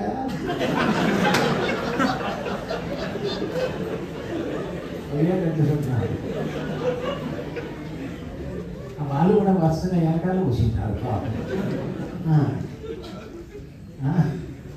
కొత్తగా చేరినట్టున్నారు. ఇక్కడ పాస్టర్ చూసి అంతమంది మూతులు దాచిపెట్టుకొని వెళ్ళిపోతారు. యాని పాస్టర్ గారు నన్ను చూస్తున్నారు. బిర్యానీ దగ్గర కనిపిస్తారు. అయ్యారు ఏం కోసం ఆడిపోతాను ఈ మధ్యన ఈయన మేళతాళాలు వెళ్ళాక ఏమో సాగుపో అంటారు. దయచేసి అందరికీ ఏ మార్పు పట్టిందంటే కప్ప ఆత్మలు. ఎగిరేది అది చూసేది, ఎగిరేది ఎదురెక్కేది. ఎగిరి అది చూస్తే ఆ కప్ప పాస్టర్ గారు, బ్రదర్ చాలా కాలం నుండి నీ కొరకు నేను ప్రార్థన చేస్తాను. అది ఎప్పుడు నుండిరా? వానికి రెడ్ కార్పెట్ వేసి వాడిని పిలిచి, ఈ బ్రదర్ ఫలానా సంఘంలో ఏదో చేసేవాడు, వానికి మొదట పాట ఇస్తాడు, మళ్ళీ సాక్ష్యం ఇస్తాడు. వీడు మళ్ళీ ఆడికి వెళ్ళిపోతాడు. అక్కడ తీసుకుని సాక్ష్యం, ఇక్కడ తీసుకుని పాట ఇస్తే ఈయనకి చొక్కరగాళ్ళు కొంతమంది ఉంటారు. వాడంటాడు, బ్రదర్ నా మాస్టర్ గారి ప్రసంగం పెట్టి నీ పాట నీ సాక్ష్యం భలే ఉంది బ్రదర్ అంటాడు. ఈ అక్కడ రెండో సాక్ష్యం చెప్తే అంటాడు, కాదు కదా నాయన వినండి నాయన దయచేసి మధ్య మధ్య డిస్టర్బెన్స్ ఒకసారి హల్లెలూయా అంటాడు. ఏమంటాడు తెలిసి ఏమంటాడు, రెడ్డి గారు మన సంఘానికి రావడం గొప్ప సమాచారం. మన రెడ్డి గారు వస్తానే మనకు 10,000 రూపాయలు కానికి ఇచ్చినాడు. అందరూ హల్లెలూయా చెప్పండి. ఎవరు ఎవరు సపోర్ట్ కొట్టమంటాడు. కొడతానే వీడు ఇంకొంచెం మాట్లాడతాడు. రెడ్డి గారు సాక్ష్యం చాలా గొప్పది. ఏం లేదు దాంట్లో, ఏమీ లేదు. వాడు చెప్తాడు, నేను వాటికి పోయి ఆ వెంకటరామస్వామి దగ్గరికి పోతే, ఆ పాస్టర్ దగ్గరికి పోతే, ఆ పాస్టర్ దగ్గర రోజు ఉంటే ఆయన సిగరెట్ కట్టేస్తాడు, ఆ పాస్టర్ అట్లాంటిది అని బాగా గమనించాల్సింది. ఒక పాస్టర్ గారి గురించి ఎవడైనా చెడుగా చెప్పినాడంటే వాడు నీ గురించి కూడా చెడుగా చెప్తాడు. అది మర్చిపోవాలి, గ్యారెంటీనే చెప్తాడు. దయచేసి ఎవరిని కొత్త వాళ్ళని మన దగ్గరికి రానినే కొత్త రాని కూడా ఉంటే వస్తూ ఉంటారు. ఏ కాపర్లు దయచేసి మీరు బాగుండాల. ఎవరైనా ఆ సంఘమోడు ఇక్కడికి వచ్చినాడంటే వాడిని మళ్ళా నేరుగా తీసుకుపోయి, సార్ మీ వాడు దారి తప్పి వచ్చినాడు, ఈ గాడిని జాగ్రత్తగా కట్టేసుకోండి అని చెప్పారు. అంతే కదా, మనం ఆ గాడిద వస్తానంటే దానికి పోల్దాం వేసి జై బోలో గాడిదికే, జై బోలో గాడిదికే. ఆ గాడిద అట్లా ఇట్లా చూసి ఇద్దరిని తన్నేసి వెళ్ళిపోతారు. దయచేసి గమనించాల్సింది, విశ్వాసులు ఎక్కడి నుండి అక్కడికి, అక్కడి నుండి ఎక్కడికి జంప్ అవ్వకూడదు. ఎవరు ఇట్లా జంప్ అవుతారంటే నన్ను బాగా గమనించాల్సింది, దేవుని శక్తి లేనివారు, దేవుని శక్తి లేనివారు. సాగైనా, మరణమైన, ఆకలైనా, టైం అయినా నిలకడగా కూర్చున్నది. దేవునికి స్తోత్రం. జాన్సమ్మా, మీ వెనక ఒక పాప కూర్చుంది. ఎవరు అమ్మాయి? ఎవరు? ఈయన మీ చెల్లెలు ఉన్నట్టుంది. ఆ పక్కన ఎవరు? మాటికి ఏదో సైన్ చేసి మాట్లాడుతూ ఉంటుంది. అంటే ఇదంతా నీ సబ్జెక్టే అనుకుంటా. అందుకే పక్కన చెప్పిందే ఇది నాకే, ఇది నాకే, ఇది నాకే. ఏం కర్మ. దయచేసి వినండి, జాగ్రత్తగా వినండి. ఇది నీకో నాకో తెలిస్తే నీకు అనిపిస్తే ప్రభు దగ్గర పశ్చాత్తాపడు. ఓనాను దేవుని శక్తిని ఆ రేతస్సుని వదిలగాలికి పంపలేదు. ఆమెకు సంతానం లేదు. ఎవరు చూశారంటే దేవుడు చూశాడు. సంఘంలోకి ఇప్పుడు రావాల్సిన శక్తి రావడం లేదు. సంఘంలోకి రావాల్సిన శక్తి ఏది అంటే సులభంగా చెప్తాను. బైబిల్ అంటారు యేసు క్రీస్తు ప్రభులు వారు దేవుని శక్తియును దేవుని జ్ఞానమునై ఉన్నాడు. సంఘంలో ఈ రోజున యేసు ప్రభువుని గురించి చెప్పేది తక్కువ, రాజశేఖర్ని గురించి చెప్పేది ఎక్కువైపోయింది. రాజశేఖర్ని గురించి చెప్పేది ఎక్కువైపోయింది. ఏమైనా బాగా ఖర్చు అయిపోతుంది బిర్యానీ మరి బాధపడతాను. మిగిలితే పొట్టాలు కట్టి ఇచ్చేస్తుంది. కానీ నా ఏకాలేదు గురువులు ముందు అందరినీ కంట్రోల్ చేస్తానంటే మనం వేయలేకపోతాం. ఒక అరగంట ఫ్రీగా వదిలిపెట్టారు, మీకు దండాలు పెడతాను. దయచేసి గమనించవలసిన విషయం, యేసు ప్రభుని గురించి చెప్పేది తక్కువ, అయితే వాళ్ళని గురించి చెప్పుకునేది ఎక్కువ. ఏమంటే మా జోసెఫ్ అంటాడు, ఈ పాట రాసింది నేనే, స్వరకల్పన నేనే, మ్యూజిక్ నేనే, దాంట్లో మ్యూజిక్ పాస్టర్ జోసెఫ్గా, స్వరకల్పన పాస్టర్ జోసెఫ్గా, రచయిత పాస్టర్ జోసెఫ్గా అయ్యగారు చెప్పి అమలాపురం దాకా వస్తున్నారు. అందరూ అంటారు జోసెఫ్ గారు భలే పాడినారు, భలే పాడినారు, భలే పాడినారు. యేసు ప్రభు పాపం పక్కకి వెళ్ళి కూర్చుంటారు. ఆ అమ్మ కూర్చున్నట్లు కూర్చొని ఏరా జోసెఫ్ అరగంట అయింది, నా పేరేమన్నా చెప్తారా? 45 నిమిషాలు అయిపోయింది, నా పేరేమన్నా చెప్తావా లేదా జోసెఫ్? గంట అయిపోయిందిరా జోసెఫ్. ప్రభు చూసి వస్తా జోసెఫ్ అని వెళ్ళిపోతాడు. చాలా సంఘాల్లో ప్రభు లేడు సార్. కారణం ఏమంటే ఆయన గురించి చెప్పడం లేదు. యేసుక్రీస్తు దేవుని శక్తియు జ్ఞానమునై ఉన్నాడని బైబిల్ సెలవిస్తాడు సార్. నేను ఎంతసేపు మాట్లాడినా ప్రభుని గురించి చెప్పాలి. ప్రభు యేసయ్య యేసయ్య యేసయ్య చెప్తా ఉంటే బైబిల్ అంటారే యేసు ప్రభుల వారిని, యేసు ప్రభు నామాన్ని మనం చెప్తే దయ్యములు వణకుచున్నాయి. యేసు యేసు అని చెప్పడం వలన సంఘంలోకి దయ్యం రాదు. వేళ చూడొచ్చు కానీ దయ్యం వణికి బయటికి వెళ్ళిపోతా.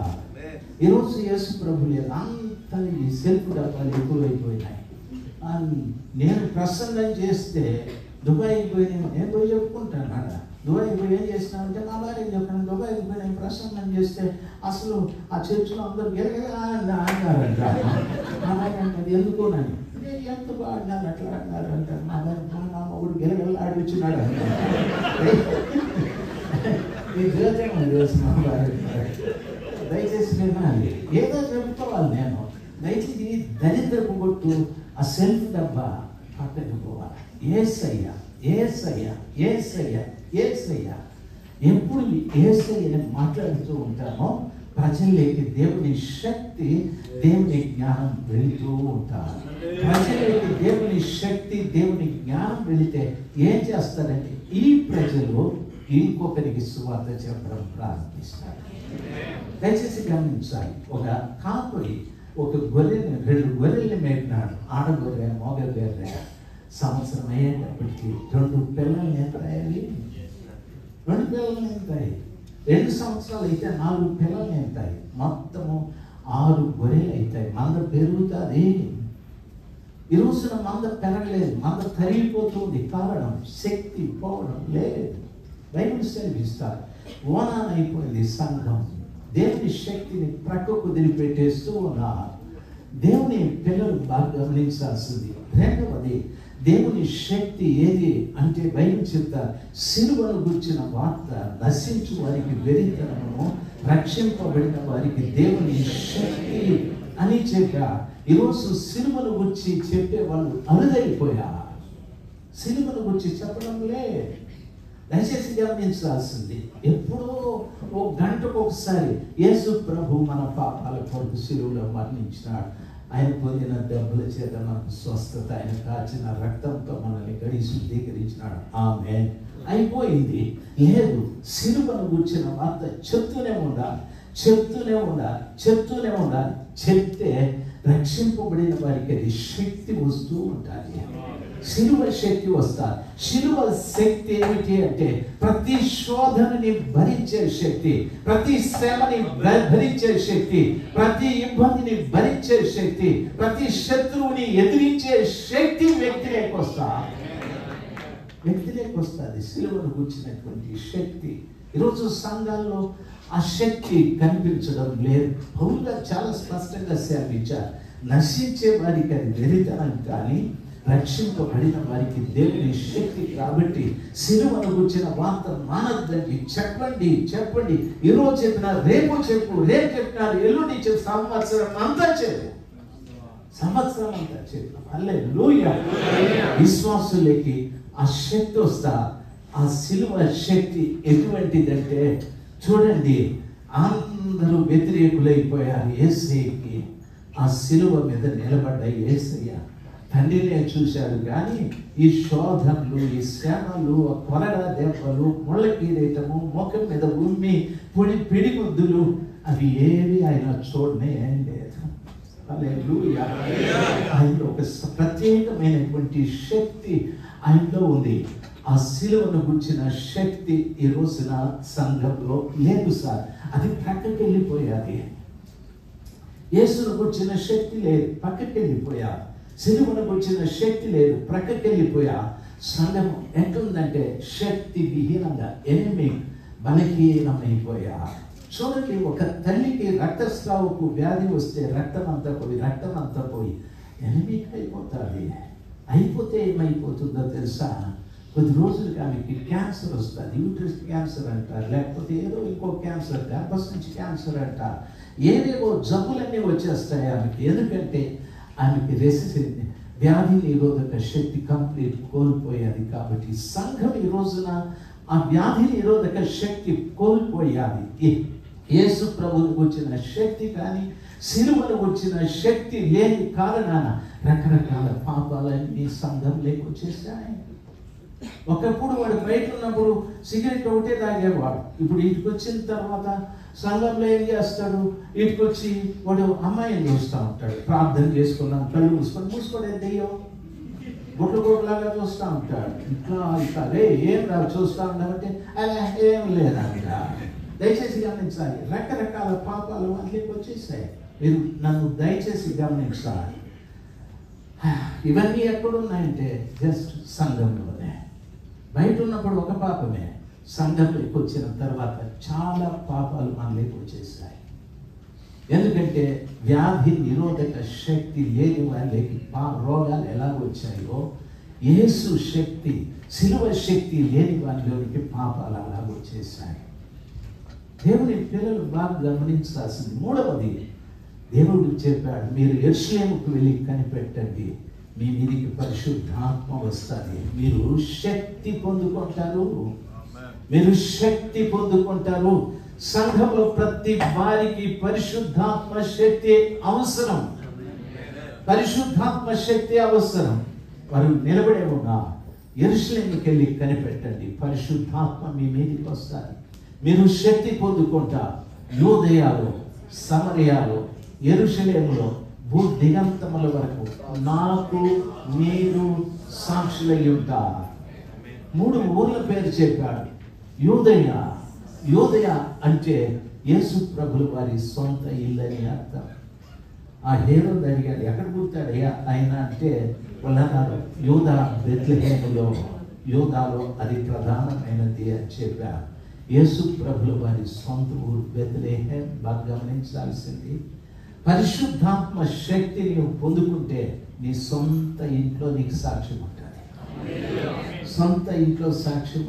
కొంతమందికి సొంత ఇంట్లో సాక్ష్యం ఉండదు. దయచేసి గమనించాలి. ఆడబిడ్డలు ఏమనుకోకూడదు, పాపలు పాడతారు, మొగుడాడు కూర్చో ఉంటాడు, ఏం పాడతారు తల్లి, ఇంట్లో ఇట్లా లేవు కదా అని అనుకుంటారు. మగవాడు పాడుతూ ఉంటాడు, ఏంటి మా మీ ఇంటి అయినా అదో అక్కడ మావాడు పాడుతూ ఉంటే పాప అనుకుంటారు, పాడు నీ సంగతి వీళ్ళు తెలిసిన లేదు కాదు, వేరే వాళ్ళంటే నాకు తెలుసు. కాబట్టి ఇక్కడ ఒక రకము, ఇంట్లో ఒక రకము, ఇంట్లో సాక్ష్యం లేదు, చాలా మందికి లేదు. దయచేసి గమనించాల్సింది. ఒక పాస్టర్ గారు ఎగిరి దూకి హల్లెలూయా అంటూ ఉంటాడు. ఆ పాస్టర్ మేము మూల కూర్చో ఉంటుంది. వీడు గమనించడు, పవర్ఫుల్ బాగా అని ఉన్నట్టుండి కనిపిస్తారు. పంచర్ అయిపోయి వచ్చే వారం మిగిలింది చెప్తానంట అనేసి కూటమంతా అయిపోయిన తర్వాత ప్రార్థన చేసేసి పోతాడు, రూమ్కి వెళ్ళిపోతాడు. ఏమి ఆ అమ్మాయి కనిపించిందా ఎగరతా బాగా అంటాడు. ఏ అమ్మాయి నాకు తెలుసులే ఉన్నట్టు సడన్గా ఎందుకు తగ్గిపోతే నన్ను చూస్తేవి కదా అంతేనట. ఈ సడన్ మీకు అర్థమైందా?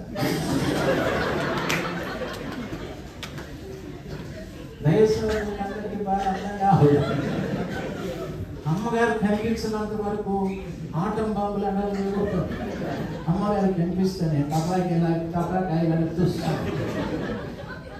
అమ్మగారు అడుగుతారు, ఏ అమ్మాయి వచ్చిందా అని. ఏ అమ్మాయి నాకు తెలుసులే, నువ్వు ఎగిరేటప్పుడే నాకు అర్థమైపోయింది. ఏం మా వారి మీద కూడా పెద్ద కేసులు దయచేసి గమనించాల్సింది. ఎందుకు ఇవన్నీ చెప్తున్నానో తెలుసా? శక్తి లేక దేవుని బిడ్డలు ఏదో ఎగురుతారు, ఏదో దూకుతారు, ఏదో అని ఎంత ఎగిరినా అతనిలోనే శక్తి లేదు, సంఘంలో కూడా శక్తి లేదు. ఎందుకంటే ఓనా శక్తిని ప్రక్కకు వదిలేస్తూ ఉన్నారు. సొంత ఇంటిలో సాక్ష్యం లేదు సార్. చాలా మంది పాస్టర్లకు సొంత ఇంట్లో సాక్ష్యం లేదు. కాకపోతే ఏదో మేనేజ్ చేసుకొని పోతా ఉంటారు అంతే. రెండవది, బైబిల్ సెలవిస్తుంది, ప్రభు అంటాడు యెరూషలేములో కూడా మీరు నాకు సాక్షులై ఉంటారు. అంటే చెప్పాలి, ఇంట్లో ఏమంటారంటే నా భార్య అంత మంచిది ఎవరు లేరని యేసు ప్రభువుని నమ్ముకున్న తర్వాత నా భార్య చాలా మంచిగా మారిందని భర్త చెప్పాలి. ఇంట్లో సాక్షి భార్య చెప్పాలి, మా ఇంటి ఆయన యేసు ప్రభువుని నమ్ముకున్న తర్వాత చాలా మంచిగా మారాడండి. అస్సలు మా ఇంట్లో పోట్లాడి ఇప్పుడు 2 ఏళ్ళు అయింది. మా ఇంటి ఆయన ఇప్పుడు బూతు కూడా మాట్లాడు, అంతా యేసు ప్రభువు మాట్లాడతాను. ఈ సాక్ష్యాలు ఎవరికి ఉన్నాయి సార్? ఎవరికి ఉన్నాయి? ప్రసాద్ వచ్చినాడమ్మా రాలేదా? వచ్చినాడు ఏడున్నాడు దొంగోడు? దయచేసి గమనించాల్సింది, సాక్ష్యం ఇంట్లో ఉండాలి సార్. మనం ఏదో బైబిల్ పట్టుకొని కొద్దిగా వేసుకొని అయ్యారు సాక్ష్యం చెప్తా. చెప్పమ్మా చెప్పు. అయ్యారు దేవుడికి స్తోత్రం. గత వారాన నేను మా అయ్యగారికి ఒక ప్రార్థన అంశం చెప్పినాను. ఏమంటే మా గేదె పేడ ఎక్కువ వేస్తుంది, పాలు తక్కువ ఇస్తుంది. ప్రార్థన చేయమంటే ఇప్పుడు పాలు కొంచెం ఎక్కువ ఇస్తుంది, పేడ తక్కువ వేస్తుంది. దేవునికి స్తోత్రం అంటే అయ్యగారు కూడా హల్లెలూయా. ఈ పిచ్చిది ఏం చెప్పిందో కూడా వినిసాను. నేను అర్థమైందా? ఇట్లా పనికిరాని సాక్ష్యాలన్నీ కూడా తెప్పించుకుంటా ఉంటారు. ఏం దరిద్రం అసలు సాక్ష్యం ఒక్కటన్నా సరే ఉంటా. దయచేసి గమనించాల్సింది, నేను ఇంటికి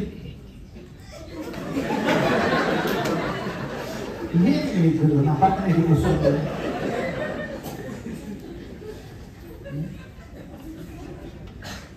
నాకు ఇచ్చిందే లేటు. నా వెనకాల గొంతుతో అంటే ఇంకా పెరిగిపోతుంది నాకు పవర్. బిడ్డలు బాగా వింటా ఉన్నారు. పాపం ఏముంది బిర్యానీ ఎప్పుడైనా తినచ్చు. ఈరోజు ఎక్కడ తింటాను ఎన్ని బిర్యానీలు రోజు బిర్యానీ కదా మీకు. అసలు మొగాలు అట్లుంటారు ఆ బిర్యానీ చూపిస్తారు తెలంగాణ. అసలు తినకుండా కూడా వెళ్ళిపోదాం అనుకుంటా ఉన్నాను. వాక్యం చాలు మాట్లాడి అంతే కదా. దేవునికి స్తోత్రం. నా పార్టీ వాళ్ళు ఎక్కువ ఉన్నారు. Very good. ఏం చెప్తామంటే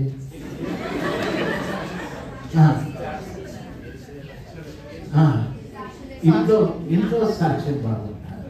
తమ్ముడు ఇంట్లో సాక్ష్యం బాగుండదు. తమ్ముడు పిఏ సిస్టమ్ బాగా ఆపరేట్ చేస్తూ ఉన్నాడు, ల్యాప్టాప్ ఏమో చూసుకుంటూ ఉన్నాడు. ఇంట్లో అంటారు పాప, ల్యాప్టాప్ గా చూసేది ఇంట్లో చూడు అని అంటారు పాప. అప్పుడు అయినా చూస్తూ అంటారు, నేను వస్తా మాస్టర్ గారికి చెప్తానంటారు. ఏముంది కాదు సాక్ష్యం? ల్యాప్టాప్ లేదు, గిఫ్టాప్ లేదు. దయచేసి గమనించాల్సింది, దేవుని ఆత్మ నాకు ఎందుకంటే నా ఇంటిలో నేను సాక్షిగా ఉండటానికి, యేసు ప్రభువుకి సాక్షిగా ఉండటానికి నా భార్య చెప్పాలి, నా భర్త చాలా మంచిగా మారాడండి. నా భర్త చెప్పాలి, నా భార్య చాలా మంచిగా మారింది. పిల్లలు చెప్పాలి, మా తండ్రి మునుపట్లాగా లేడు, ఇప్పుడు చాలా మంచిగా ఉన్నాడు. ప్రార్థన చేస్తాడు, బైబిల్ చదువుతాడు, మోకాలు ఉంటాడు, ప్రార్థన చేస్తాడు, క్రమంగా గుడికి వెళ్తాడు, పరిచయం చేస్తాడు. ఇన్ని చెప్పాలి. అస్సలు మనకు సాక్ష్యమే లేదే. దేవుడు చెప్పినాడు, పరిశుద్ధాత్మ శక్తి మీ మీద ఉంటే యెరూషలేములో కూడా మీరు సాక్షులుగా ఉంటారు. యెరూషలేం అంటే దేవాలయం అని అర్థం. మీ సొంత చర్చిలో మీకు సాక్ష్యం ఉండాలి. మీ సొంత చర్చిలో మీకు సాక్ష్యం ఉండాలి. దయచేసి గమనించాలి. చర్చి మారేది కాదు, చర్చిలో సాక్ష్యాన్ని సంపాదించుకోవాలి.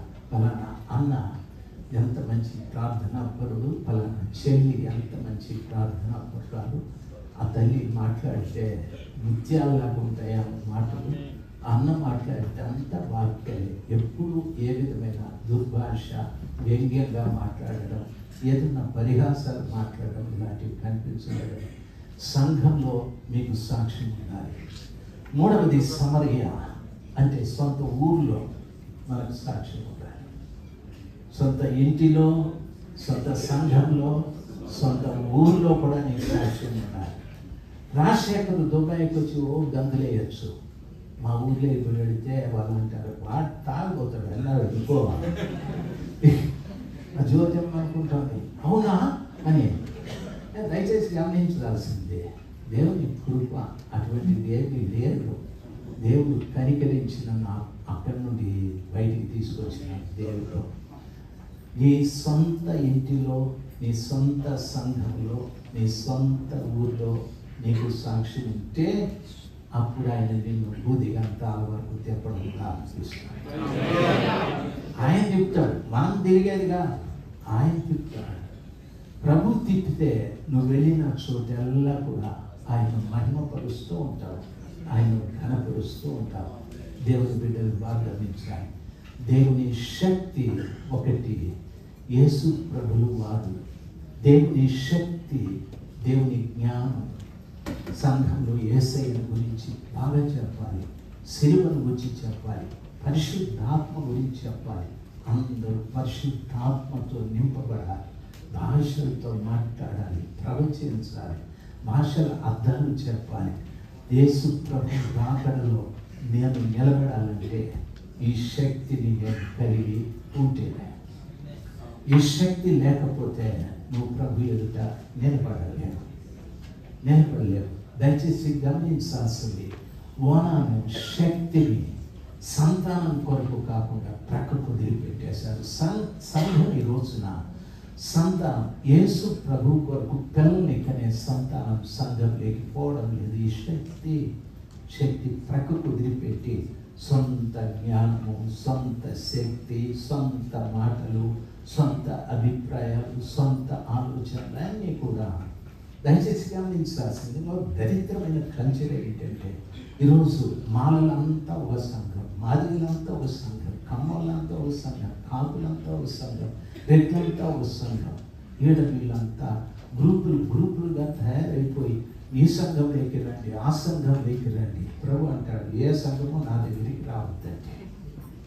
ప్రభు అంటాడు, ఏ సంఘం నా దగ్గరికి రావద్దు. మిమ్మల్ని నా రక్తంతో కడిగి ఆ దరిద్రం అంతా కడిగి నేనేమో నా దగ్గరికి రంటారంటే మళ్ళీ మీరు గ్రూప్ లేదు. ఇది ఎవరు నా దగ్గరికి, మరి మేము ఎక్కడికి పోదు? మీ మామ ఎవరు ఏ మామ? పెద్ద మామ. నిజంగా నాకైతే తెలియదు. సైతాన్ని పెద్దమామ వెళ్ళిపోమంటారు.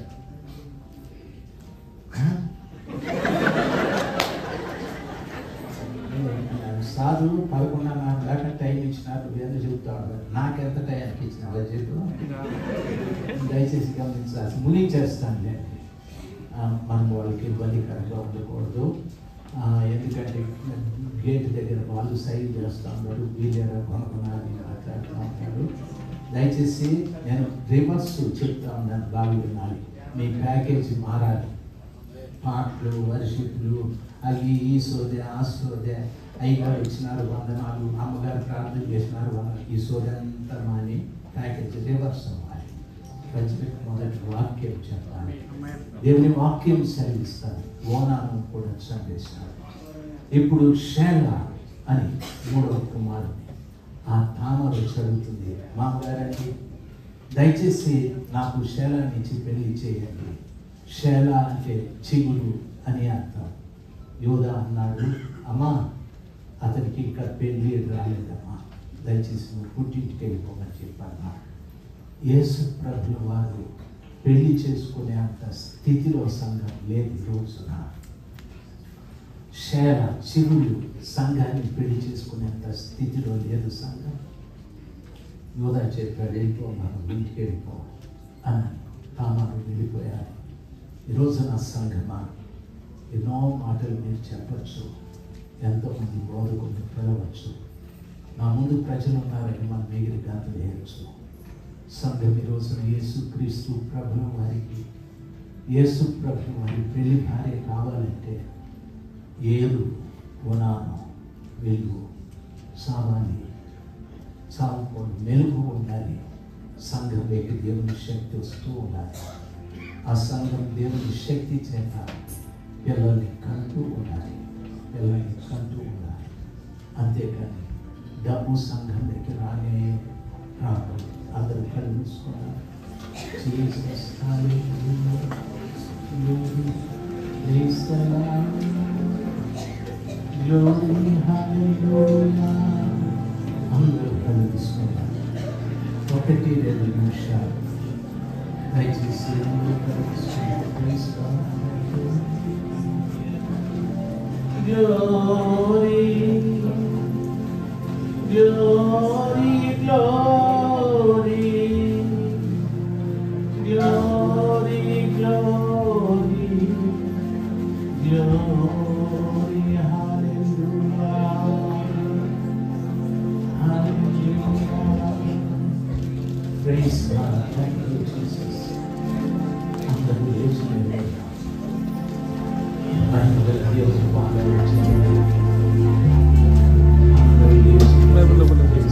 నా పర్సు మీరు ఎక్కడున్నారో చేయండి. సంఘమా రూబేని వదిలిపెట్టాలి, షిమ్యోను లేవీని వదిలిపెట్టాలి. ఘనుడైన యేసు ప్రభు దగ్గరికి సంఘం రావాలి. Praise God. Thank you, Jesus. Hallelujah. Jesus, hallelujah. Praise God. Thank you, Jesus. Thank you, Lord. Thank you, Jesus. దయచేసి ప్రభుని అడగండి. మనం యేసు ప్రభు దగ్గరికి వచ్చామా, లేక ఇంకా లోకంలో ఉన్నామా? రూబేనులాగా లోకంలో ఉన్నామా? దయచేసి గమనించండి. షిమ్యోను లేవిలాగా సహోదర ప్రేమలో కూడా జీవిస్తున్నాడు. Praise the Lord, praise the Lord, praise the Lord. అడగండి ప్రభువు సంఘంలో మెలకు ఉండాలి, మెలకు ఉండాలి. నిర్భరమైన బుద్ధి కలిగి మెలకు ఉంటేనే లేకపోతే అపవాది మనల్ని చేస్తాయి. సంఘంలో దేవుని శక్తి ఉండాలి, ఉండాలి. దేవుని శక్తి లేకపోతే సంఘం చచ్చిపోతాయి. సంఘంలో కొత్త ఆత్మలు ఏమి ఉండవు.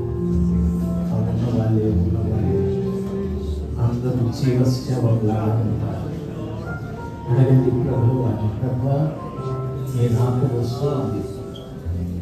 నిజంగా మేము మిమ్మల్ని పెళ్ళాడే స్థితి మాకు లేదు. నన్ను మార్చమని వ్యక్తిగత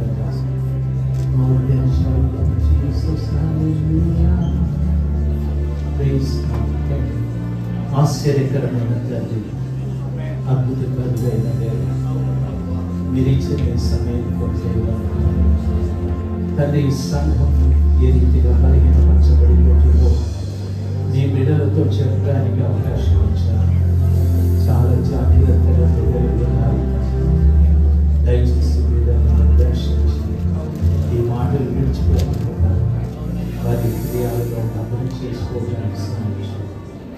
మీరే మహిమ పొందుకోండి. వచ్చిన దైవ సేవకులందరిని బట్టి స్తోత్రాలు. వారికి తోడుగా ఇచ్చిన అమ్మగారుల కొరకే స్తోత్రాలు. వారికి ఇచ్చిన బిడ్డల కొరకే స్తోత్రాలు. వారికి ఇచ్చిన సంఘాల కొరకే స్తోత్రాలు. ఇమ్మాన్యుయేల్ సహవాసాన్ని కూడా జ్ఞాపకం చేసుకోండి. సహవాసాన్ని నడిపించే దైవజనులు కూడా బలపరచండి. యేసు నామములో ప్రార్థిస్తున్నాను తండ్రి.